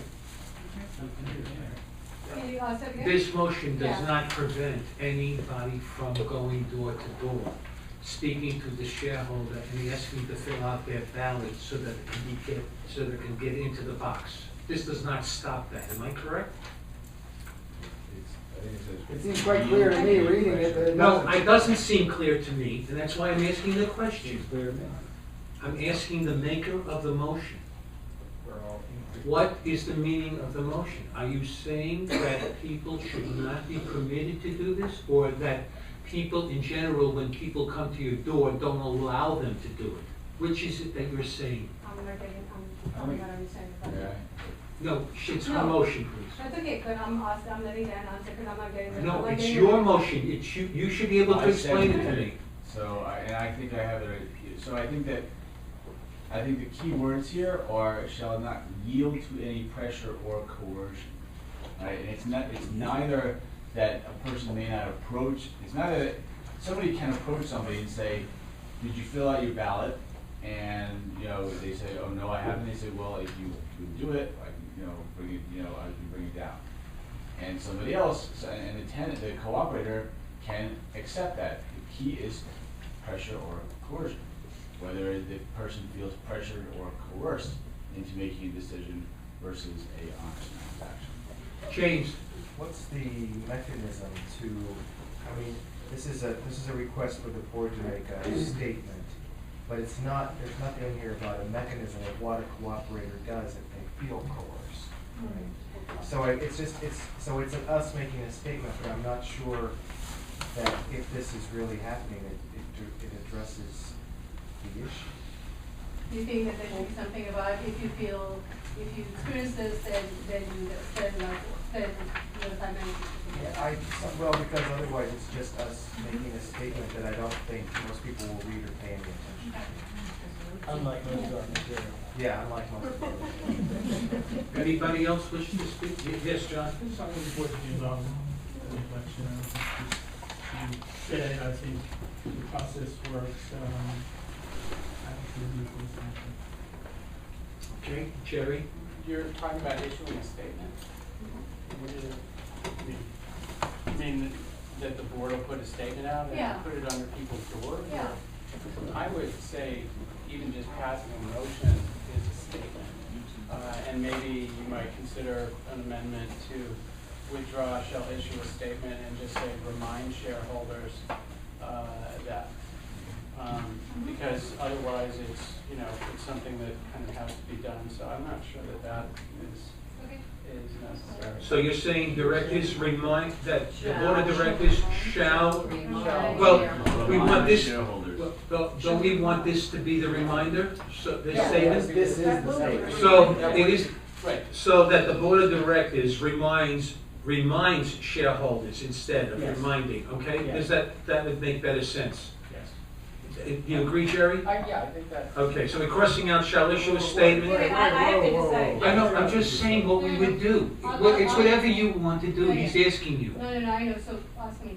So, no, that's fine, and I think I want to accept what James suggested as well. If a shareholder feels such coercion, please, because I think there's no action that's listed. So if a shareholder feels such coercion, please notify management. Who's gonna do what? I would. They are encouraged to. Here's the problem. You're looking for enforcement. There is no enforcement here. What are we gonna do? Arrest the people in the middle of the night because they had the nerve to go to somebody's apartment and say, I need you to sign the, think about it, just think about it. Yeah. So you come to my apartment, you tell me I should vote for Dan. I didn't do my ballot yet. Okay, but you're not leaving my front door. You're bothering me, and I want to get you off my front door. So I fill out the ballot the way you want. Here, go put it in. Right. Now I call Russell. I say, Russell, do you know what Maitri had the nerve to do today? He said, yeah. Okay. Thank you for the information. Then I go down and I change my vote because I didn't like what you did to me. Now, the question is, what is the purpose of telling him what you did to me? That's all I'm trying to figure out. Because then management can, so if there's a group of people, if there's one person who's doing this consistently, then we can let that person know that that's inappropriate. Because I think people are feeling that they don't have a voice or they don't know who to turn to. So I think really this is more of an educational piece to let them know that they have recourse, and that there should be one central person who could take that and tally it up and say, all right, this one person is going to, like someone, it's not just, if this is happening, and this is, I'm talking from specific examples, where if some people are particularly going to, door to door, that there's somebody, so it's not just like random people being told, it's, it's the Tawana, whoever's at the front desk, who's collecting this and saying, this person has 5 complaints against them, someone do something. So what I'm saying is that there should be a centralized place where there's, people have a voice. Sherry. Let someone do something that is so nebulous and so, it's just wrong. The idea of, getting management involved in the election. Or maybe notify the elections committee. Well, I would like to give our shareholders the benefit that they're actually smart enough to go ahead and say, I'm gonna do what I want to do. And I don't have a problem reminding people that they shouldn't be coerced. I think people understand that they shouldn't be coerced. So And what there are you certainly doing? have been- I would just take the action part out. Stop at the word You shouldn't have listened to take out, in other words, stop at the word So cooperates, just right? don't leave it, just assume that they'll do whatever makes sense. I mean, it's a reminder, and I don't think that you can say, call Russell, because now you're bringing management into an election, which before you were saying, that we shouldn't be doing that. So I think to remind people that they shouldn't, that they have the power to do that is sufficient. Dave, you wanted to say something, please? I mean, to your point about, that people will generally know that they do, and I think what this motion really focuses on is, we have a lot of residents here who are, in various states of, of age and, and acuity, and they're not, on the ball, and they may not know as well. And those are the folks that are probably the most vulnerable to this kind of practice. So I do think that this is something that is important, and I do think that having some kind of action, and it does make sense when you drop your ballot, when you obviously got the management. this is the same kind of action, and I think that, you know, if we wanna say it in here, or we just wanna assume it, you know, management should report these matters to the elections committee and the board, if that was the case. And I think in a timely way, whether we had to put that there is, I'm not sure, but, you know, I think that it is, we have to have some kind of action to be able to, and the elections committee, they know how to conduct elections. James? Then, if that's where you want to go, then maybe the board of directors should issue a statement reminding shareholders not to pressure or coerce. We put the action back on the people actually doing it, as opposed to the other cooperators who may feel intimidated to say anything, like we're giving them an extra sign. But if you really are trying to address this, I would have us warn the people who are doing this. I can't agree with that, because this becomes more convoluted and strange, but Jeremy, go ahead. I would say, you know, I would vote for this motion if it does not have the last part on it, and if it has the statement part put out, that will remind people that. Because I believe that is a reasonable thing to say, and if it would make people feel better, I don't have a problem with it. However, if there is a thing in it that says call management or do this, I'm actually going to vote against this, because I think it just brings another layer of insanity into an election. You know, I'm going to tell on you and somebody's going to do who doesn't have the authority to do that. So I would vote for it if it does not have that. If it does have that, I will vote against this motion. Jeanette? I think the wording here is a little, Let's just be sure of something. Are you, before you speak on it, because I want to be sure what motion we're talking about, are you agreeing to make this motion saying, move that the board of directors reminds shareholders, that's the part you're agreeing to, up to the word cooperators, right? Is that the motion now? Okay, now Jeanette. so, I kind of agree that we should not have an action item attached to it, because I don't want to involve management, and then figuring out the right enforcement mechanism will take too long, and I think it will be cumbersome, and I don't think we can get agreement on it. That's one. But maybe I'm wrong. Two, the way it's worded is, the wording is directed at cooperators not to yield to any pressure or coercion in or turn in proxies, but don't we want to maximize participation, even if it means by proxy? So I think what you mean is that they shouldn't be coerced into voting for particular candidates?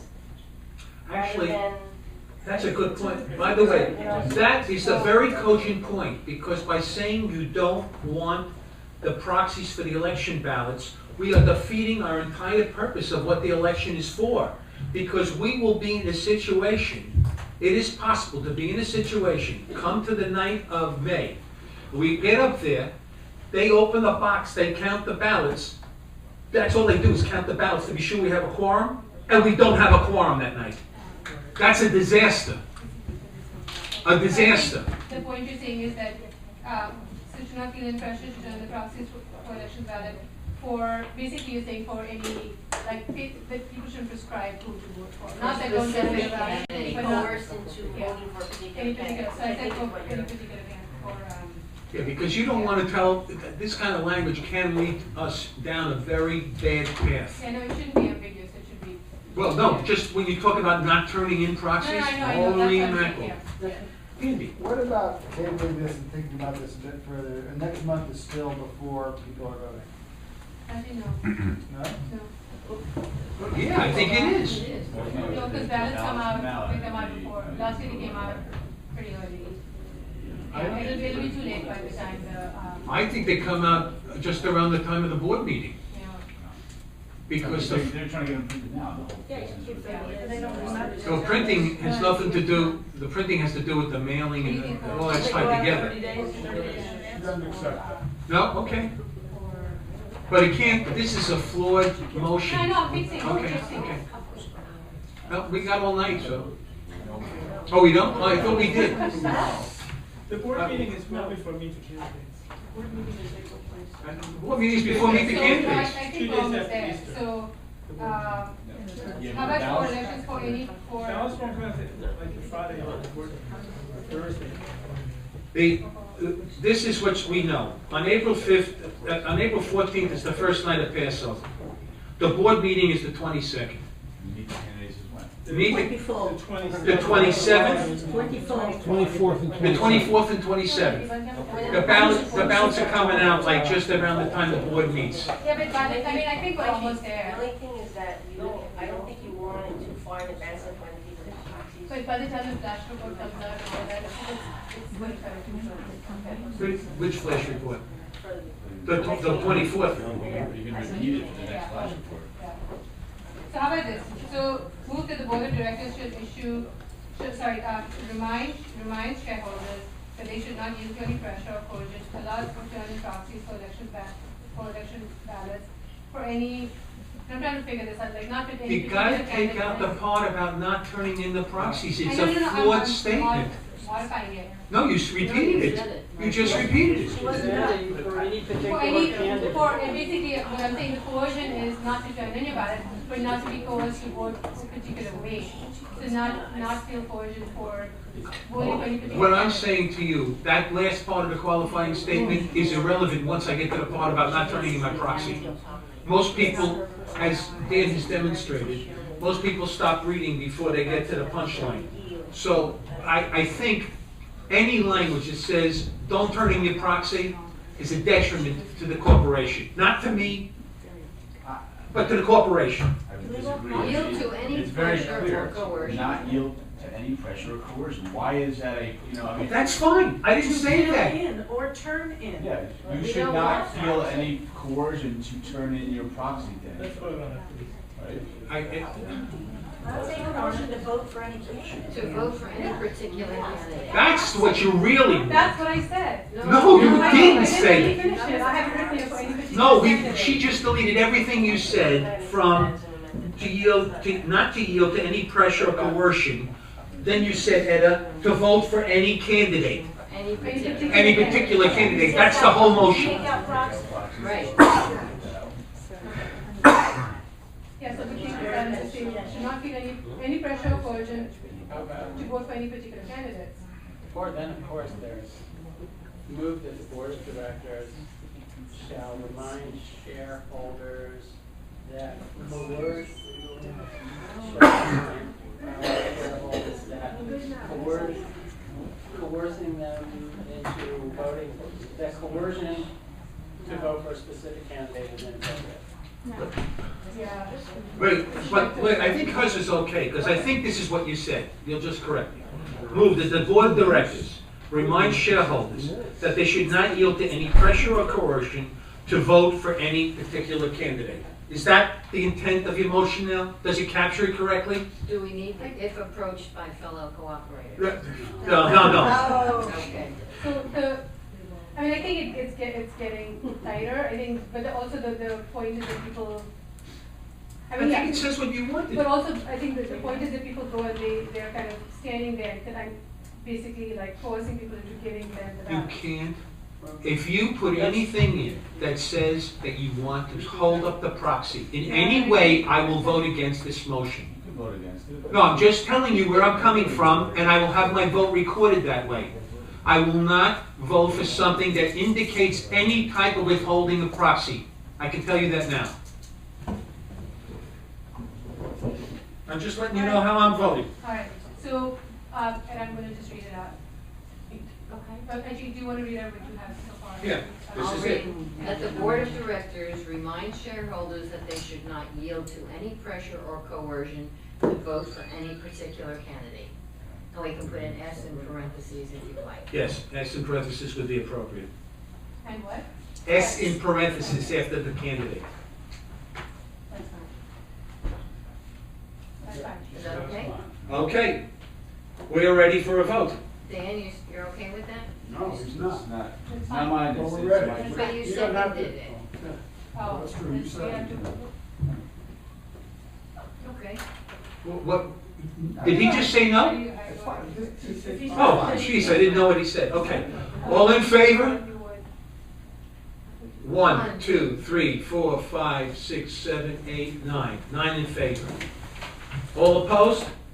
2. Excuse me, for the record? Yes. I want to explain why I voted against this motion. It will appear And I in the, request- it will appear in the minutes of the I want- corporation. Yes, Yes. and flash report. I want to. And flash report. Do that. So I want. Do that. Then I wanna explain why I voted for it. Excuse me. No, it's I always the can no vote request that gets an for- explanation. Excuse me. Come on. Thank you. First of all, there is no consensus, legal or otherwise, on what constitutes coercion. In order for the motion to be effective, it would be necessary to delineate acts, tactics, and behavior that imply, quote, pressure or coercion, unquote. Second, I think that this motion implies that the board presumes that our shareholders are unable to handle situations that may arise during campaigning. And I don't think that we should do that. Thank you. Would you give that I'll write it out. statement? Okay. All right, we've concluded the voting. We are now going to go to closed session. Please empty this room as quickly as possible. The first speaker at the closed session, I promise someone will, we're going to move the thing.